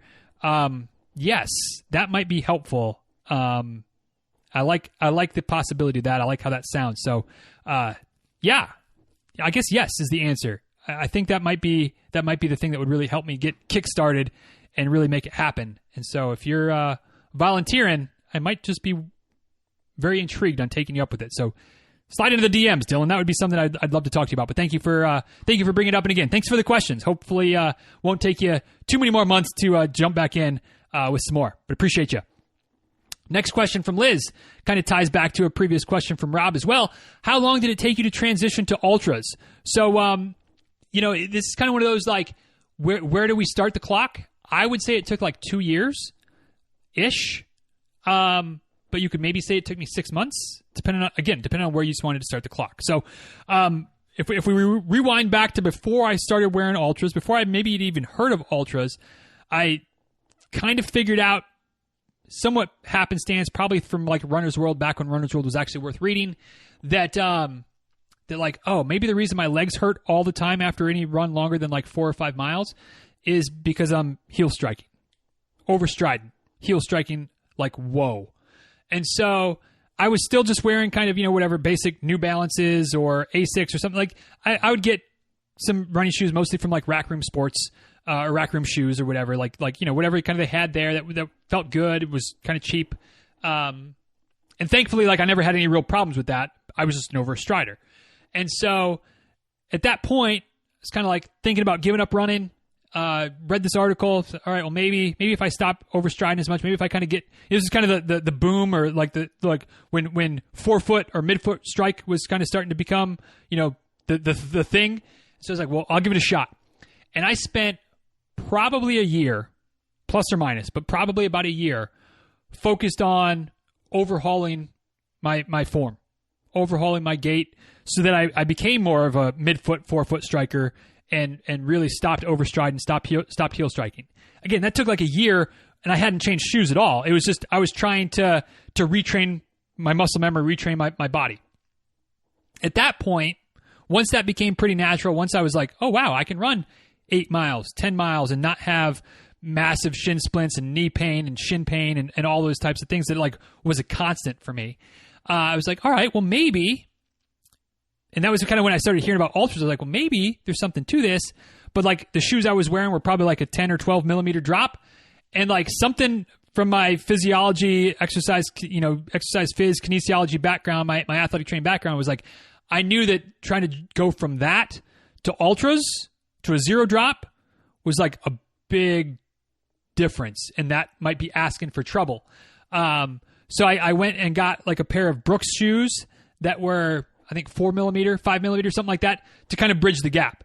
And so I spent a handful of months transitioning from the shoes I had been wearing that were, the thicker sole, the higher drop shoes down to where I could run in the Brooks comfortably.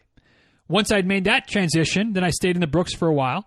And then I spent another handful of months transitioning from the Brooks to the Altras. So all in that time period between changing the stride to becoming, wearing 0 drop shoes exclusively, I was probably at least 2 years, maybe even a little bit longer than that.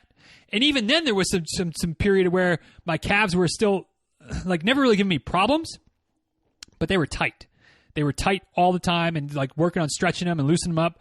So like might have taken even longer than that. So all that to say, if you're expecting to transition to Altras seamlessly in like a few weeks or a couple of months, like hopefully, fingers crossed, that's all it takes for you. It's not my experience. It took me, from the time I started wearing Altras, probably 6 or 8 months. But again, I think you could make a good argument that it was a year and a half in front of that was when the transition really started, even though I didn't realize at that point that I was transitioning to Altras. So yeah, it takes a while. It takes a while, Liz. Stretching your calves, stretching your I guess your calves. I guess both with your knee straight and your knee bent. So you're getting more gastroc focus and more soleus focus, helping to kind of loosen things up back there, loosen up the Achilles tendon a little bit. Are things that's going to help with the process. But just take it slow. Take it slow. Don't rush it. Because you're just kind of asking for problems if you throw too much at your body at once, and going from a 12 millimeter drop to a 0 millimeter drop is asking a lot. And again, just, ease into it and hope for the best. But if it's taking you a while, or if it feels like it's taking you forever, like, again, you're in company. Your call, whether it's good company or bad company, but you're in company with a slow and tedious transition from quote-unquote regular shoes to Altras is what it took me. So thank you for the question, milady. I hope things are going well for you. Next question from Kelly. Next 2 questions from Kelly. What's your best wildlife encounter while on a run experience? So at first I was like, God, I don't know that I have too many, but I do have one. And this is a ridiculous story. I'll try not to make it semi-succinct, but you know how it goes around here when I try to be succinct about anything. It doesn't work so well. So last spring, I went for a run at one of the local-ish trails where it's not uncommon to see some alligators, right? Like the trail I was on, I hadn't seen a lot of gators there, but I knew that, with where kind of the swamps and where some other lakes are and stuff, like there's gators in this area. No question. So I'm always kind of on the lookout, always paying attention, right? And this was the spring, and for whatever reason, I don't know if it's probably the county, had just come through recently and like brush hogged all of the marsh grass and kind of the stuff that separates the trail that I was on down kind of like an 8 or 10 foot sloped embankment to the water's edge, right? And so typically in that 8 or 12 feet, like you wouldn't be able to see anything. You wouldn't be able to see the water's edge. You wouldn't be able to see anything along that embankment. Like it was just all kinds of scrub brush and bushes and swamp grass and all this kind of stuff, right? And so I remember getting to run around this lake, and I had a bit of a time crunch because Addison was running her mile race at school that day, and so I was running the trail before I went to school because it's on the way to the school. And I had it kind of planned out. I was going to do this little route that I've done before around this lake, back through the swamp, back out to the car. And so I'm going around this lake, and not a huge lake, maybe about a mile and a half or maybe 2 miles is the loop itself, so whatever that does for the circumference of the lake. And I'm like, wow, like they really just cut everything down. That's bananas. Oh, well.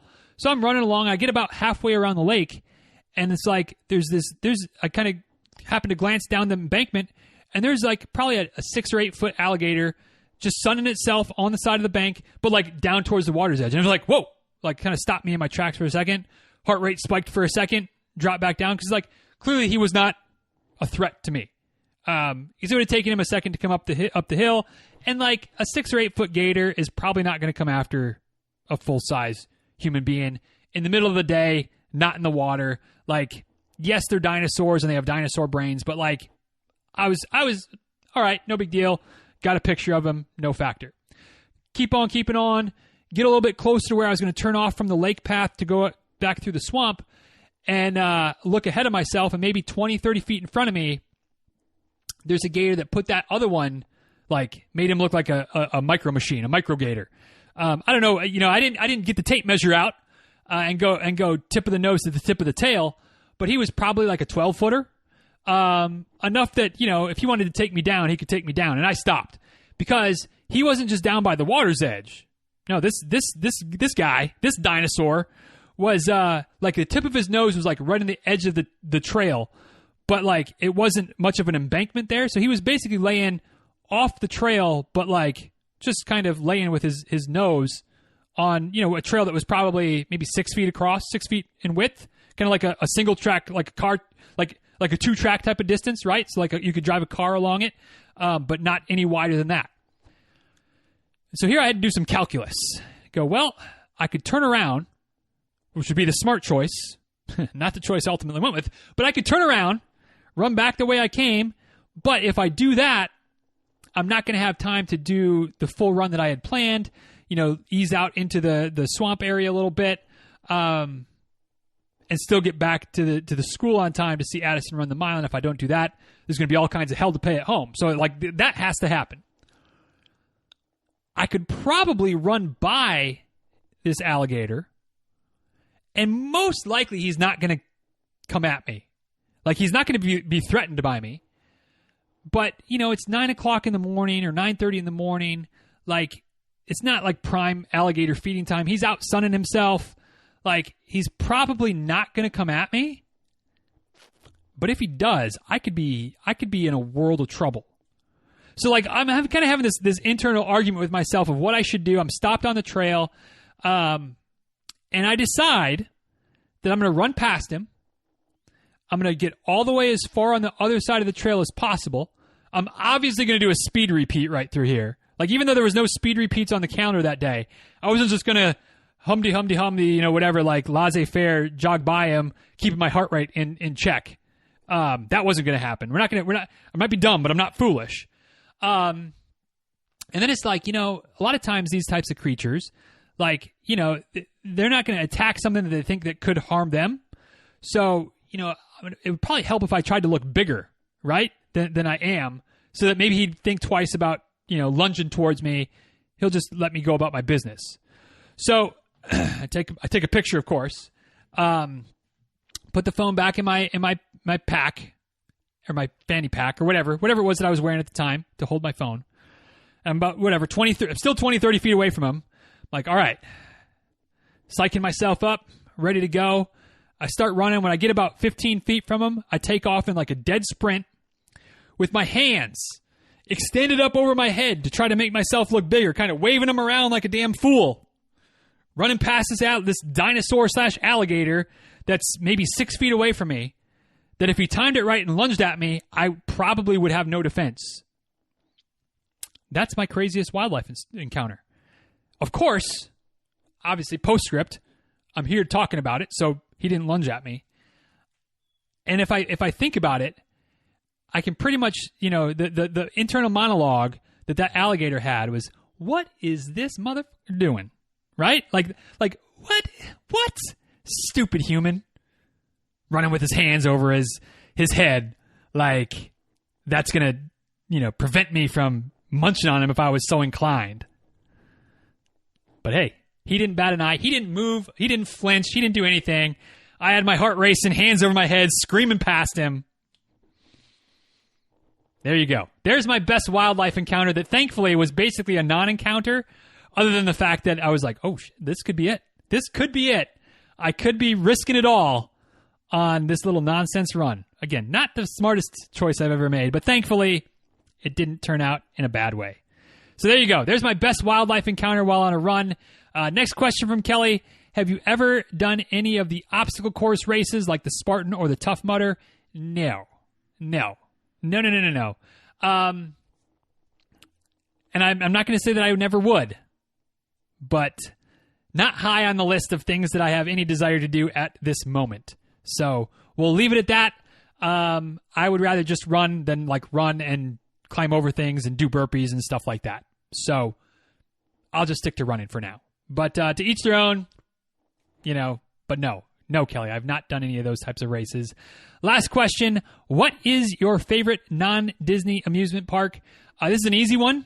Although admittedly, I haven't been to a lot of non-Disney amusement parks over the years. But for me, it's easily America's Roller Coaster. Cedar Point, hands down, not even close. Cedar Point is my favorite non-Disney amusement park. All the rides. Give me the Mantis.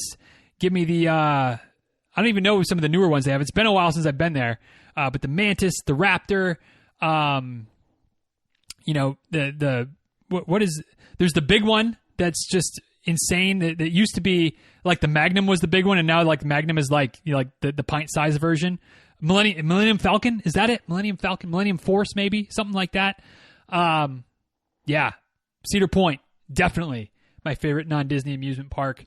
Although I'm sure there's some other great ones out there that I just haven't been to, so I can't really comment on those as far as they can't be my favorite because I've never been there, right? But yeah, I love me some Cedar Point. Thanks for the questions, Kelly.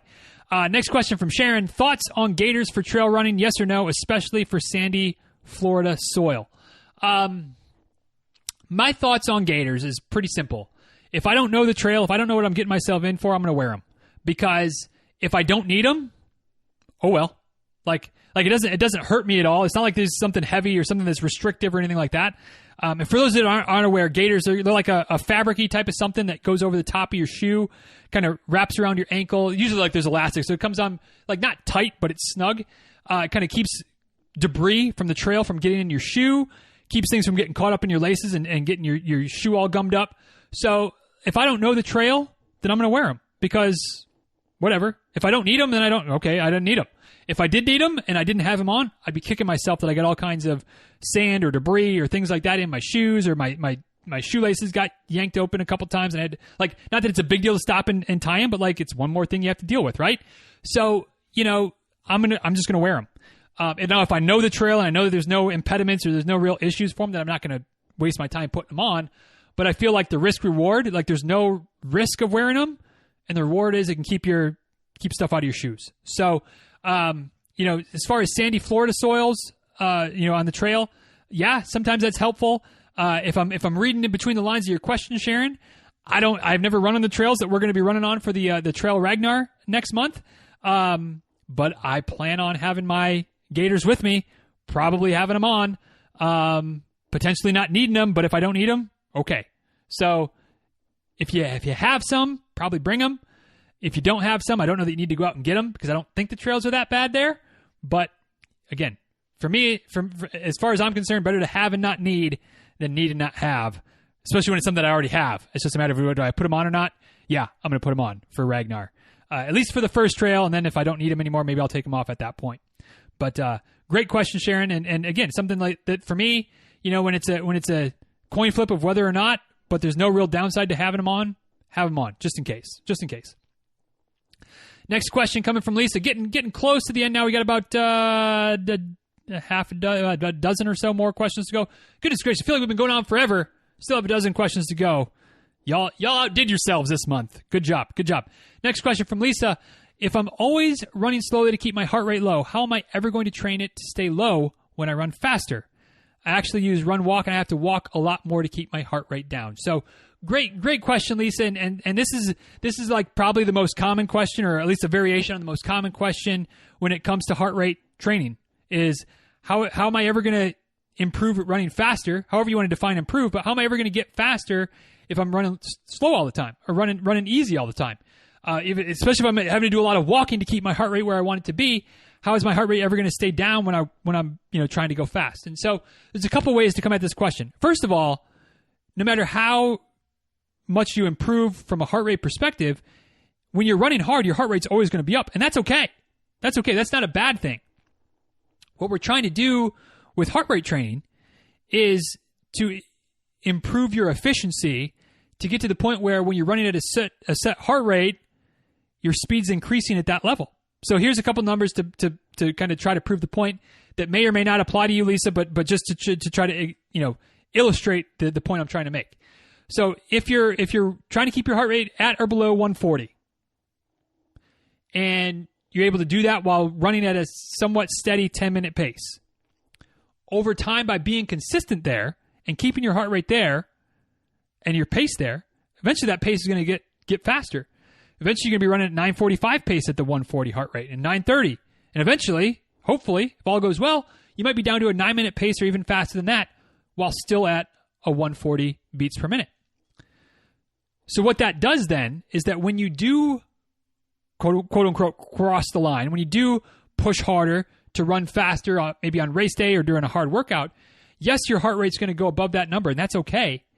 But what we're aiming for is that you're able to be more efficient at the lower heart rates so that you don't fatigue as quickly on race day or during a workout and where your pace really falls off. Because ultimately what happens, and hopefully this is somehow making sense, when you're talking about a half marathon or a marathon or whatever, it's not your top speed that determines your finishing time. It's how long you can maintain that steady level of effort. So if you're able to run at a 140 heart rate longer without your pace dropping, that results in faster race times. So the heart rate training is all about building your endurance. It's not necessarily about getting your top speed faster, because for most of us, top speed doesn't really matter on race day. Like it's nice to be able to say you can throw down a top speed of whatever, but for a half marathon, a marathon, you never get close to your top speed. But when you're able to maintain that pace or even improve that pace at whatever your heart rate settings are, and even going a little bit above that, like on race day, I'm not worried about keeping my heart rate below 141, right? Because that's what my MAF number is. On race day, I might be running half or even more of the race at 150, at 155.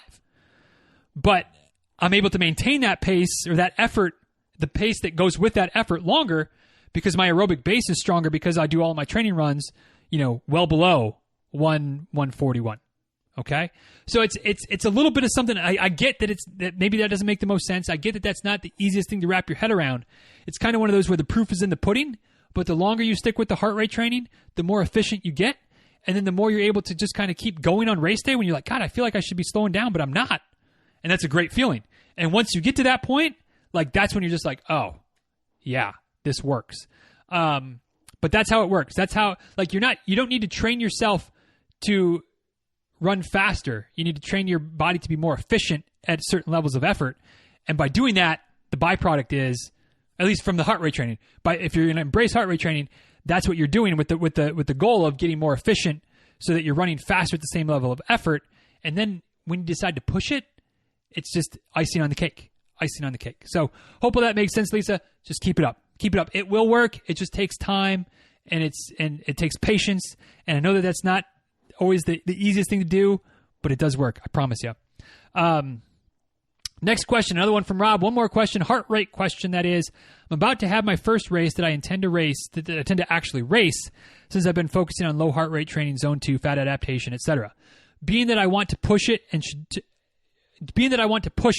should I target my supposed quote-unquote threshold heart rate pace / pace to prevent going too hard, where I dip into my anaerobic zone 2 soon and possibly bonking or flaming out? So kind of, I guess if I'm reading through the question correctly, Rob, how should you plan to attack the race? This is difficult. This is maybe the hardest part of transitioning from heart rate training to race day, and like, what is the appropriate effort to try to target? What kind of pace should I target? Should I target pace? Should I target a certain heart rate zone? Like, and it's tough, and I don't know that I have a good answer for you, Rob. I'll tell you what I do. Not that this is the right thing to do, but what I do on race day is I wear the heart rate strap, but I don't put the heart rate data on my watch. I also don't put speed on my watch very often. Although when I get to the point of like a Boston qualifier being realistic, then maybe I'd probably would have that pace on there just to try to keep me in the zone, keep me on target as long as possible. But what I do is I really just try to focus on my body, focus on what I'm feeling. Now, I get the worry of like pushing too soon and dipping too quickly, going too hard too quickly. And you just got to have a little bit of discipline to like recognize that if you're doing a marathon, and I don't know that that's the race you're doing, but whatever distance you're doing, knowing that like you can't just go out like a bat out of hell, whether it's a half marathon, a marathon, whatever. So, kind of try to keep it restrained at the beginning, and then just kind of settle in and cruise and just kind of trust your body. And the later that you go in the race, the closer you get to the finish line, you can start pushing a little more, just by kind of trusting that the base of fitness is there. That's what I've done for every race for the last like 2.5, 3 years. And I've got more PRs than I have blowups in that situation. I do have a couple blowups in that situation though. So it's possible. It's possible. I think that if you wanted to get granular and target it, you'd look at something like whatever your zone 2 is, plus maybe 10 or 15 beats, and try to stay in that range, in the medium to high end of that. So like for me, I guess like I said, in answering Lisa's question, I race in the 150, 155 range typically, not because I'm monitoring it. That's just from looking at it after the fact. Even though my cutoff is like 140, 141. So I guess that kind of fits in. So that would be like the high end of my aerobic zone for training. So on race day, I'd maybe go to that. Plus 10, 15 would be like the upper edge that I'd want to get to. But I don't know that I want to be up to that right off the bat. Like kind of ease in kind of that high end of your aerobic zone or high end of your zone 2, plus, maybe 8 or 10 beats, and just kind of hang out there and then push it towards the end. But, I think that for me, Rob, and maybe the best practice is to just trust your body as much as like listen to your body and trust it. If it feels like it's too hot at the beginning, back off a little bit. If it feels like you could push a little harder, then maybe push just a little bit harder. Again, if you want to have a hard metric, maybe plus 10 or 15 from where you normally train at is probably a good place to hang out, at least for the first half or 3/4 of the race. And then, once you're a little bit less worried about blowing out too soon, then you can start pushing beyond that, so you can finish hard, hopefully. But good luck, Rob. I'm looking forward to hearing how it goes. Please let me know after you get out of your race. But good luck for you. And hopefully somewhere in there you can kind of find that right blend between trusting the technology and trusting what your body's telling you, and not finish with any regrets of like, I went too hard or I didn't go hard enough. Just kind of, it's a gray zone, and it's tricky, but good luck. Next two questions from Jasmine. First one, my training has been rocked with injury, illness, and an unexpected loss in the family. Sorry about that, Jasmine. That's obviously life happening to an extreme, and I don't wish that on anybody. But continuing the question, I've been training since April, however, and have managed to stay pretty consistent. My longest run will be 18, 19 miles, training for the first marathon. And I read that since I have a slower pace and that this is my first marathon, there is no sense in running for longer than 3.5 hours, maybe 4 hours max, since no gains are made after that. And at that point, the risk of injury will increase. Will I be okay? Couple of things on that. First of all, yes, you will be okay. You'll be okay. I don't necessarily buy into that there's no reason to do any training runs longer than 3.5, maybe 4 hours max. I still think there's gains to be made. Yes, the longer you go, you start increasing the risk of injury, but I would push back on the idea that there's no point in going longer than that. I'm not saying that you absolutely should or have to go longer than that. I'm just saying that there's plenty of rationale for going longer than that. I tend to go longer than that. Lots of folks I coach tend to go longer than that. Some folks I coach don't go longer than that. Even when that means that their longest training run is going to be 16, 17, 18 miles. So again, back to Mona's question, like everything's different for every person. What each person needs are different, yada, yada, yada. But yes, you'll be fine. You'll be okay. First marathon is such a learning experience anyway. And when you get through it, you'll have a better idea for next time. Like, should you go longer than that? Would it help you to have gone to 20 or 21 or 22 miles, even if that means that you're going to be out there for 4.5 hours or something like that? For some people, absolutely worth it. For some people, meh.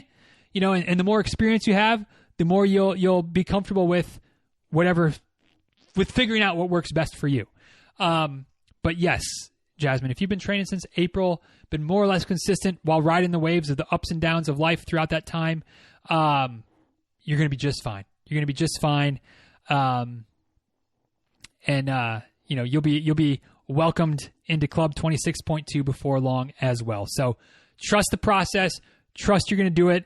Don't get any under false pretenses that it's going to be easy. It's going to be a challenge. It's the first marathon. It's not easy. It's going to be a roller coaster throughout those 26.2 miles. I don't want to paint the wrong impression, but physically you're going to be okay. Do the work. Trust the process. Enjoy it as much as you can, and just keep taking it 1 mile, one step at a time, till you get to that finish line, and the emotions are going to come, and it's going to be okay. Embrace it. Be proud of yourself. Be proud of the effort. And again, just like I said with Rob, can't wait to hear how it goes. Follow-up question from Jasmine. Also, I'm freaking out about everything now that the race is almost 3 weeks away. The weather, my clothes, my fueling, my socks, someone from my past running up to me and breaking my legs the day before a race.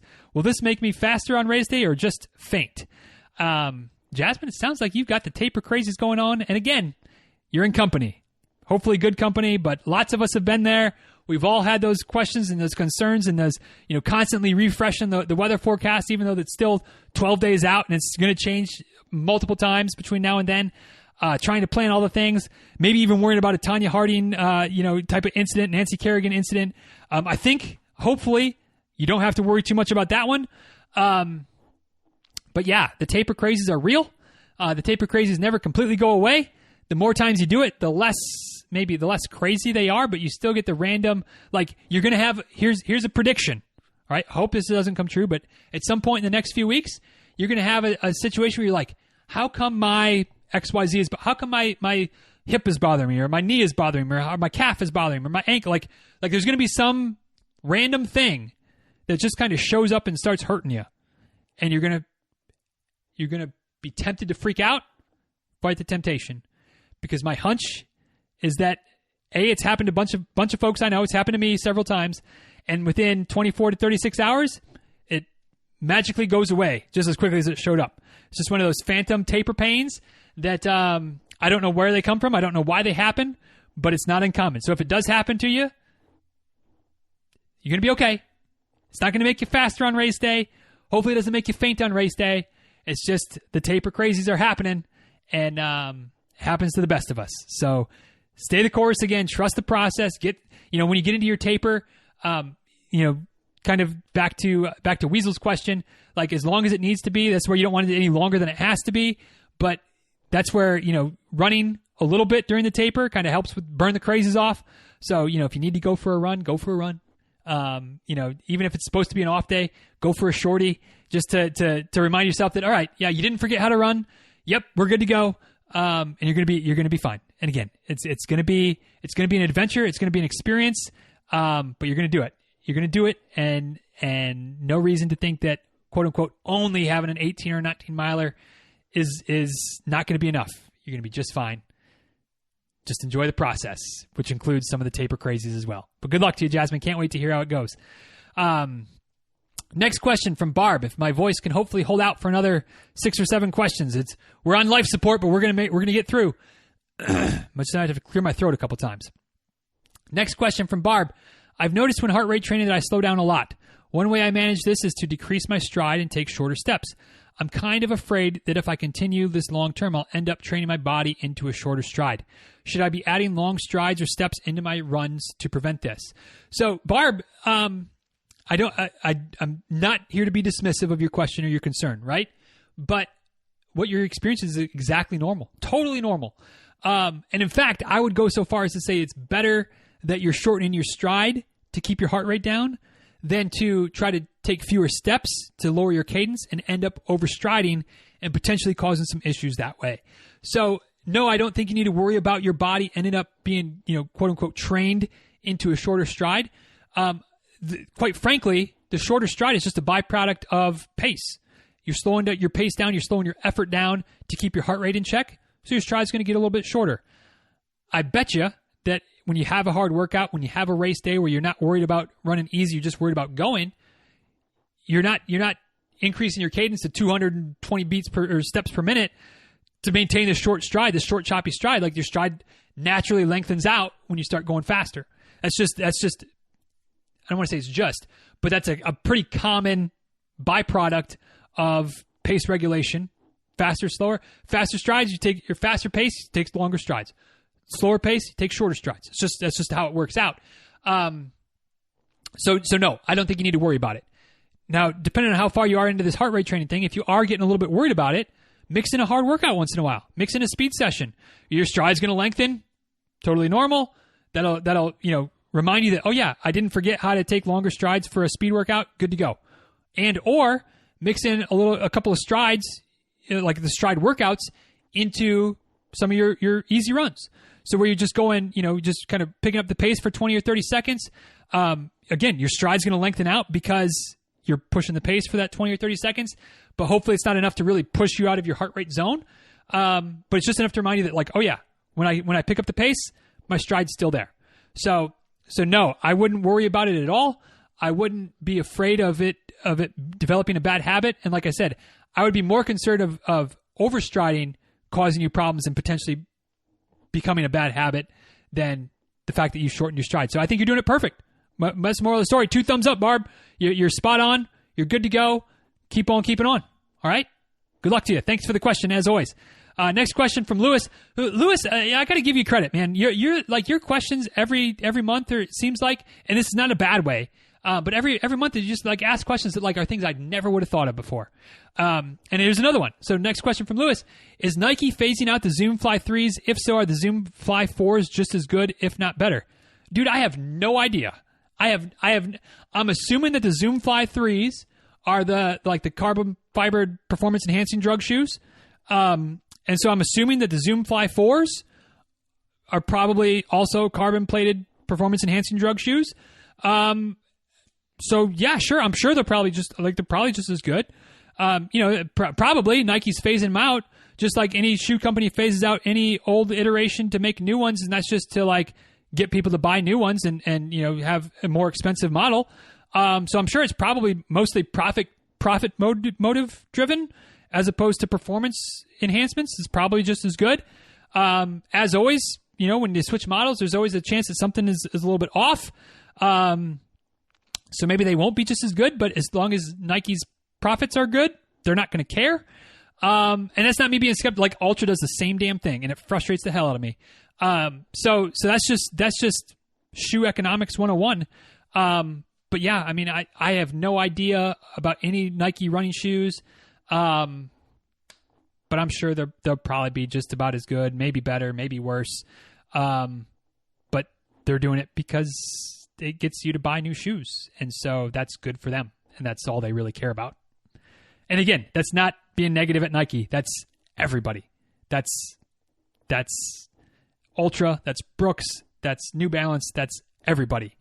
If you like the shoes, they're good. If not, there's other options out there. So thanks for the question, as always, Lewis, for giving me something. I'm just kind of like, I don't know, because I don't know, but they'll probably be pretty similar is how it usually shakes out. Next question from Dina: to run or not to run with a hydration vest / pack during a marathon? I've been training with the vest, but water / tailwind tend to really warm up mid-long runs. Any suggestions? So, it's a very good question, Dina, because it is like that struggle, right? Like it's nice to have the pack. It's nice to have the water, the tailwind, the whatever readily accessible when you want it, as opposed to at mile 2.5 and at mile 4 and at mile 6 where the aid stations are set up. It's also nice to have what you're used to with as far as pockets and like a spot for your phone and a spot for whatever nutrition you might take or, whatever. Like I've gotten to the point where I pretty much do all my races with my pack on because it's just creature comfort. Like even if I don't use the water that much, like it's nice to have my phone in the one pocket and put the key in the other pocket. And like, it's just like, there's a sense of like comfort with having it on because I do all my training runs with it too. Right. So like I'm pro wear your pack during a race, even though it's becoming more common, but you get a couple of raised eyebrows of like, and I used to be that guy that raised my eyebrows, like, really, why are you doing, like, they've got all the stuff you need, but they don't. And like, I just like this and it doesn't hurt anybody. So why not? That said, you're right. Like those longer runs, like the fluids do tend to warm up a little bit. So a couple options would be to put some ice in it to begin with, and hopefully that keeps it cooler, especially if it gets to be cooler weather out. As we get into fall and winter, maybe that makes a difference.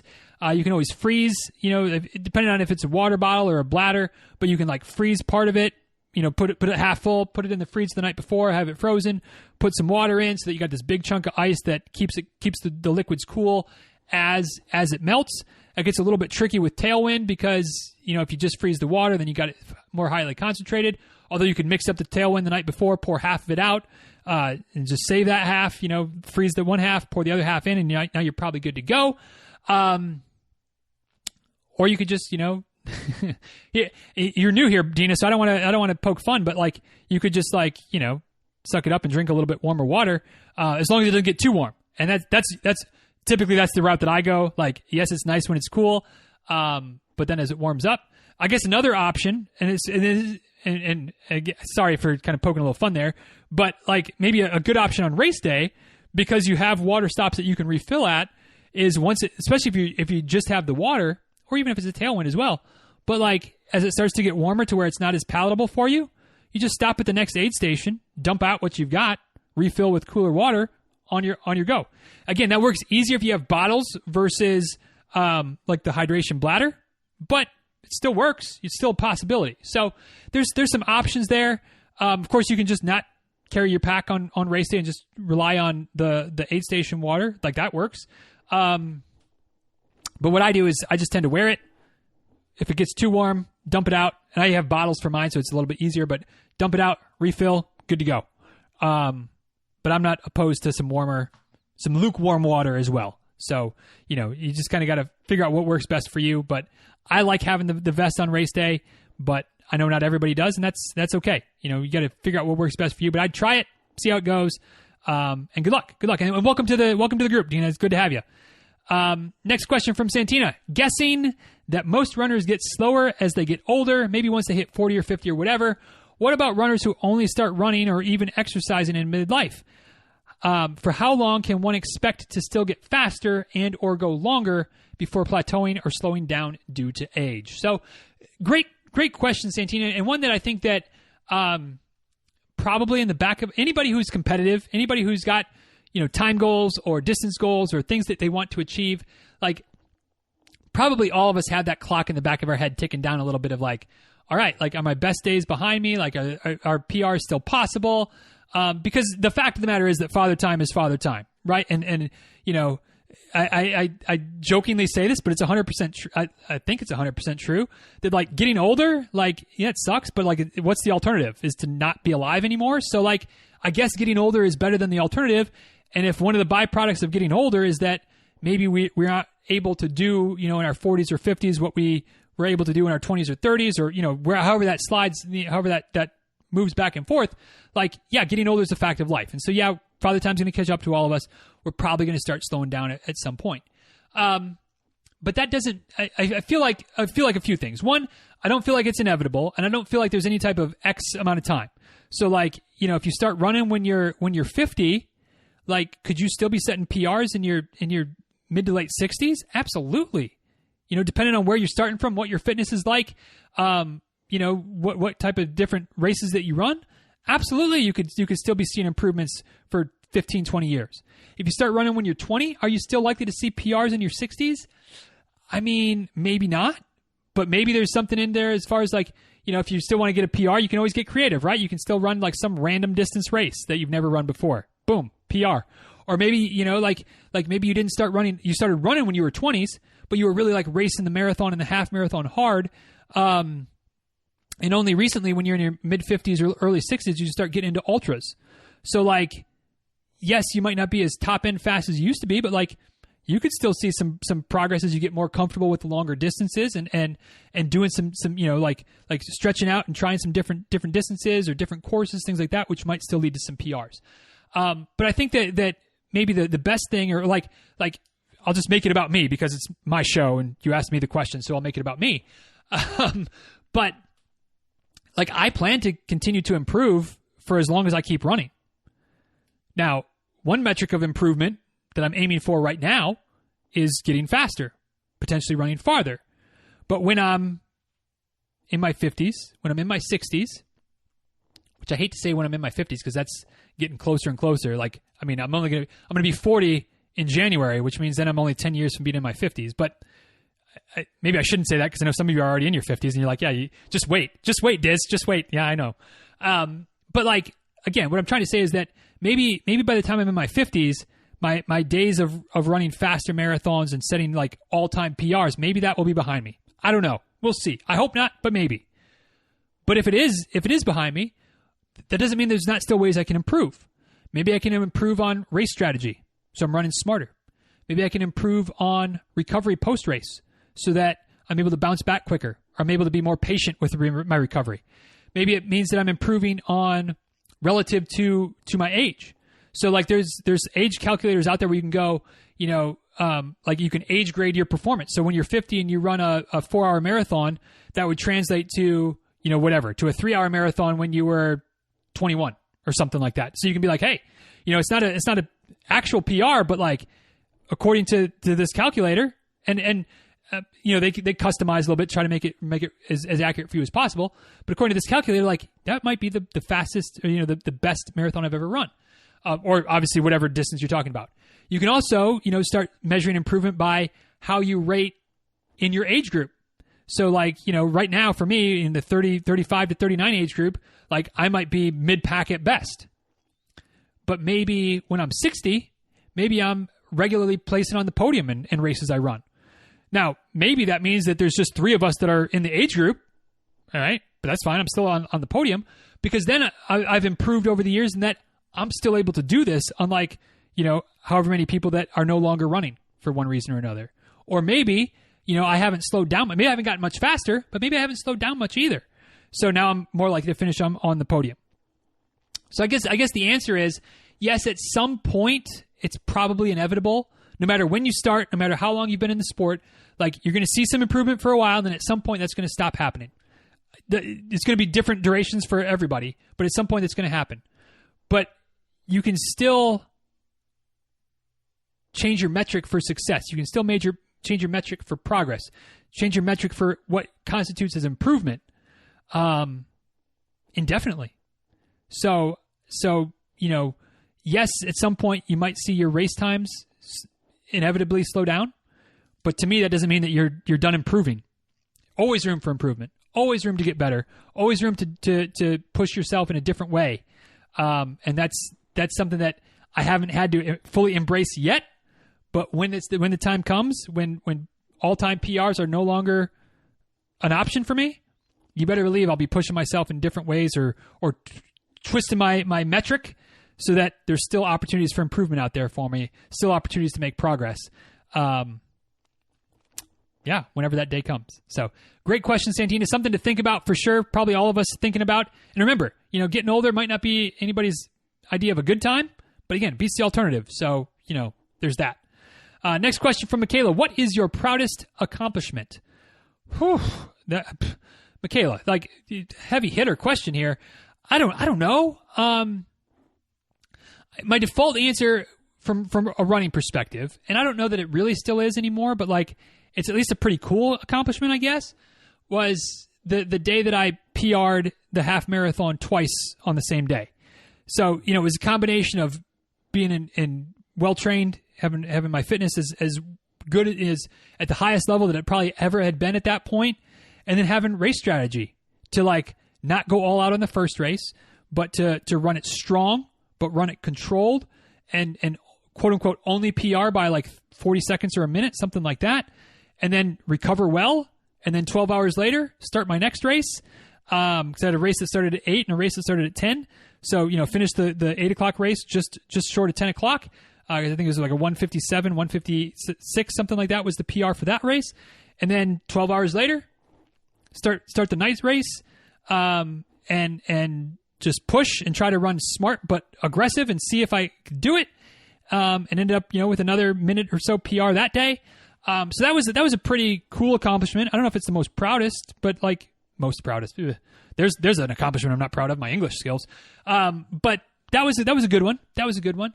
I'm sure there are others, in different lights, but like, whenever I get that Boston qualifying time, that'll be a big one, but not there yet. So that's a big one from a running perspective. From a non-running perspective, maybe from a business perspective, I think just the fact that we're still here. We're closing in on 1,000 episodes. The coaching side of business is as good as it's ever been. And even the folks that I'm not coaching anymore that have come and gone for various reasons over the years, like the fact that I've been able to help them and build a business that, like I'm not just printing money, but like it's sustainable and it's growing year after year.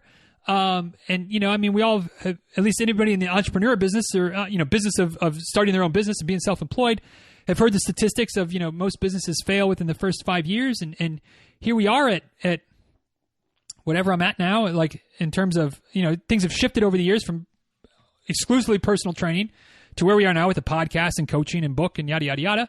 But like, I'm at 9 years since I filed my paperwork to become incorporated. And like, I have something, it's not where I want it to be yet. It's not a finished product, but like, I'm pretty proud that we got to this point, and certainly couldn't have gotten to this point without Rebecca. I mean, she's been the sugar mama for the entire time. Way more so in the early years when like really there wasn't a lot of money coming in.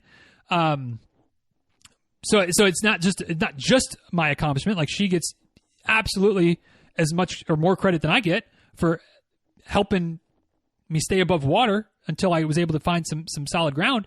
But that's a pretty proud accomplishment. I mean, I think I don't know, if we want to get real personal, being married for 16 years now. Is it 16 years? I better make sure my math's correct on that one.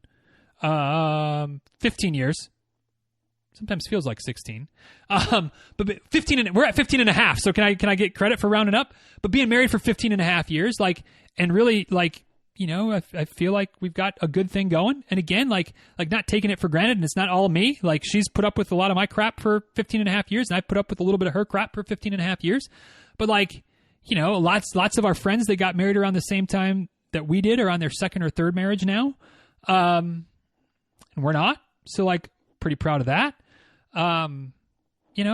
There's, but it's a struggle for me to answer the question because I feel like a lot of the stuff is just like, yeah, I mean, it just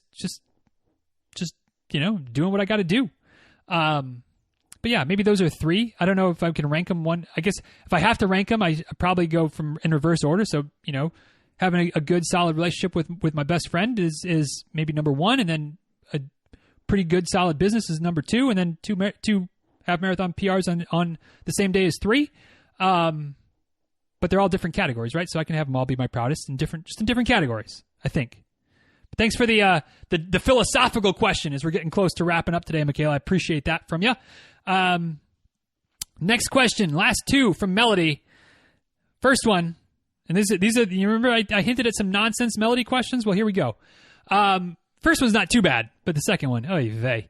Why did you want to become a running coach? And I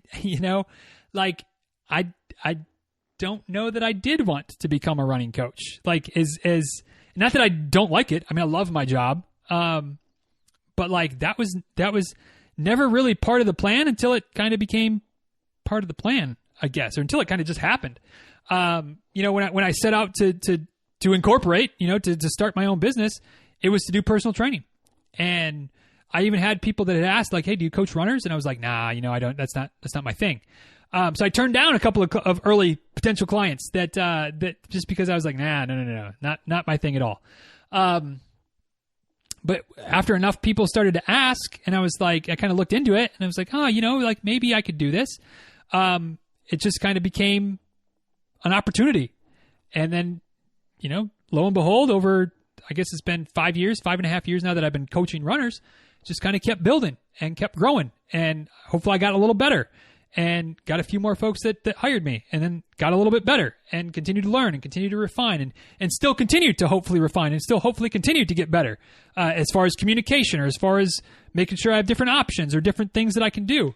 But it was never something I set out to do. But boy, going back to Mona's question about math, like if I had it all to do over again, maybe I would have pursued something more in math, but being a running coach is pretty awesome. Like I really do love my job. And so like I don't know that I would do it over again. If I had to do it over again, you know, like if it was all going to play out the same way it did, like that'd be okay. I love it. And so, but it was never a goal. It was never an ambition. It just kind of happened. And then it became a thing. And I'm glad it did. Last question, and we'll see how many sub-questions we get to from this. Do you still like to eat at Applebees? I mean, what a nonsense question, Melody. So, for context, last week's Friday 5 I did about, favorite Halloween-ish memories. And so some of them were from back in the day, but apparently in the comments it got going crazy that Rebecca and I officially started dating on Halloween in Halloween of 2004, I guess.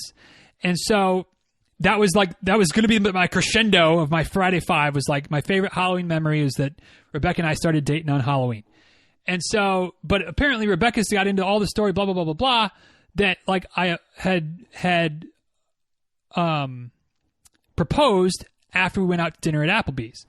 Well, that had nothing to do with Halloween, so I don't know how we got to that point. But now Melody's got it in my head. Do I still like Applebee's? Like, no, I never really liked Applebee's. Like, it was fine. My parents think Applebee's is like fine dining experience. I mean, it's like to me, Applebee's, TGI Fridays, Chili's, like they're all kind of the same thing. Like, Applebee's is not my favorite of that place of those types of restaurants. Those kind of casual, whatever. I don't even know what category it would fall in. Not my favorite, but like, I mean, it's fine. Like I can find something to eat there. It's not like it has any special significance because that's where we didn't even get engaged there. We just went to dinner there and then we came home and I asked and she said yes. So, I guess I still like to eat at Applebee's. I mean, I haven't eaten there in years and I'm not missing it. So I'm not jonesing to eat at Applebee's. And then the follow-up questions continue. If so, which it's not, is it the precursor to every important event in your life? No. Where did Rebecca tell you that she was pregnant with Addie? At home, not at Applebee's. Is your food order indicative of the importance of the moment? Like if you're going to tell Rebecca that you're planning on running the Philadelphia Marathon next year, that's like a 2 for 22 meal versus going full on goodness gracious. No, like nothing about Applebee's. Why did I even answer all these questions? Just to get over 2 hours? Oy vey. If you made it this far, you can thank Melody for that last little bit of nonsense. Melody's final question, will you disown me as a client after this last set of sass-filled questions? The possibility exists, Miss Dow. The possibility exists. And with that, another month of Q&A down. Potentially one of the longest, top 2 or 3 longest Q&A episodes ever. Thanks to so many great questions, and then a couple nonsensers from Melody at the end. But thanks for getting through it. What was your favorite question? What answer was not up to par? Any other thoughts and feedbacks from this episode? Give them to me. At DizRuns on Twitter, at DizRuns on Instagram. You can also send an email to dizruns@gmail.com. You can also head over to the show notes for today, dizruns.com/991. Few things linked up, as we mentioned in there, from Samantha's question, from Brooke's question about concierge coaching, which you can find out all that information and sign up on the website as well. And I don't know, there's a few other things. The video of me playing the guitar, we'll have that linked as well. dizruns.com/991 once again. Comments at the bottom if you got any feedback as well. And with that, 2 hours and change later, the voice is hanging on. It's not going strong, but it's still hanging on, which I guess we'll count that as a win. And until next time, y'all, be well. Thanks for listening. Oh, one last time. If you want to get your questions in, if you want to make the next month's Q&A even longer, bring it on. Bring it on. Not you, Melody. Everybody else, bring it on. Questions, best place to get them asked is in the Facebook group, dizruns.com/Facebook, or search for the Dizruns Tribe on the Book of Faces. And come join the party. Nonsense ensues more often than not, which is why it's a good time. Happy to have you join us. And now, officially, until next time, be well. Take good care. Thanks again for listening. And talk soon, all right? See you guys.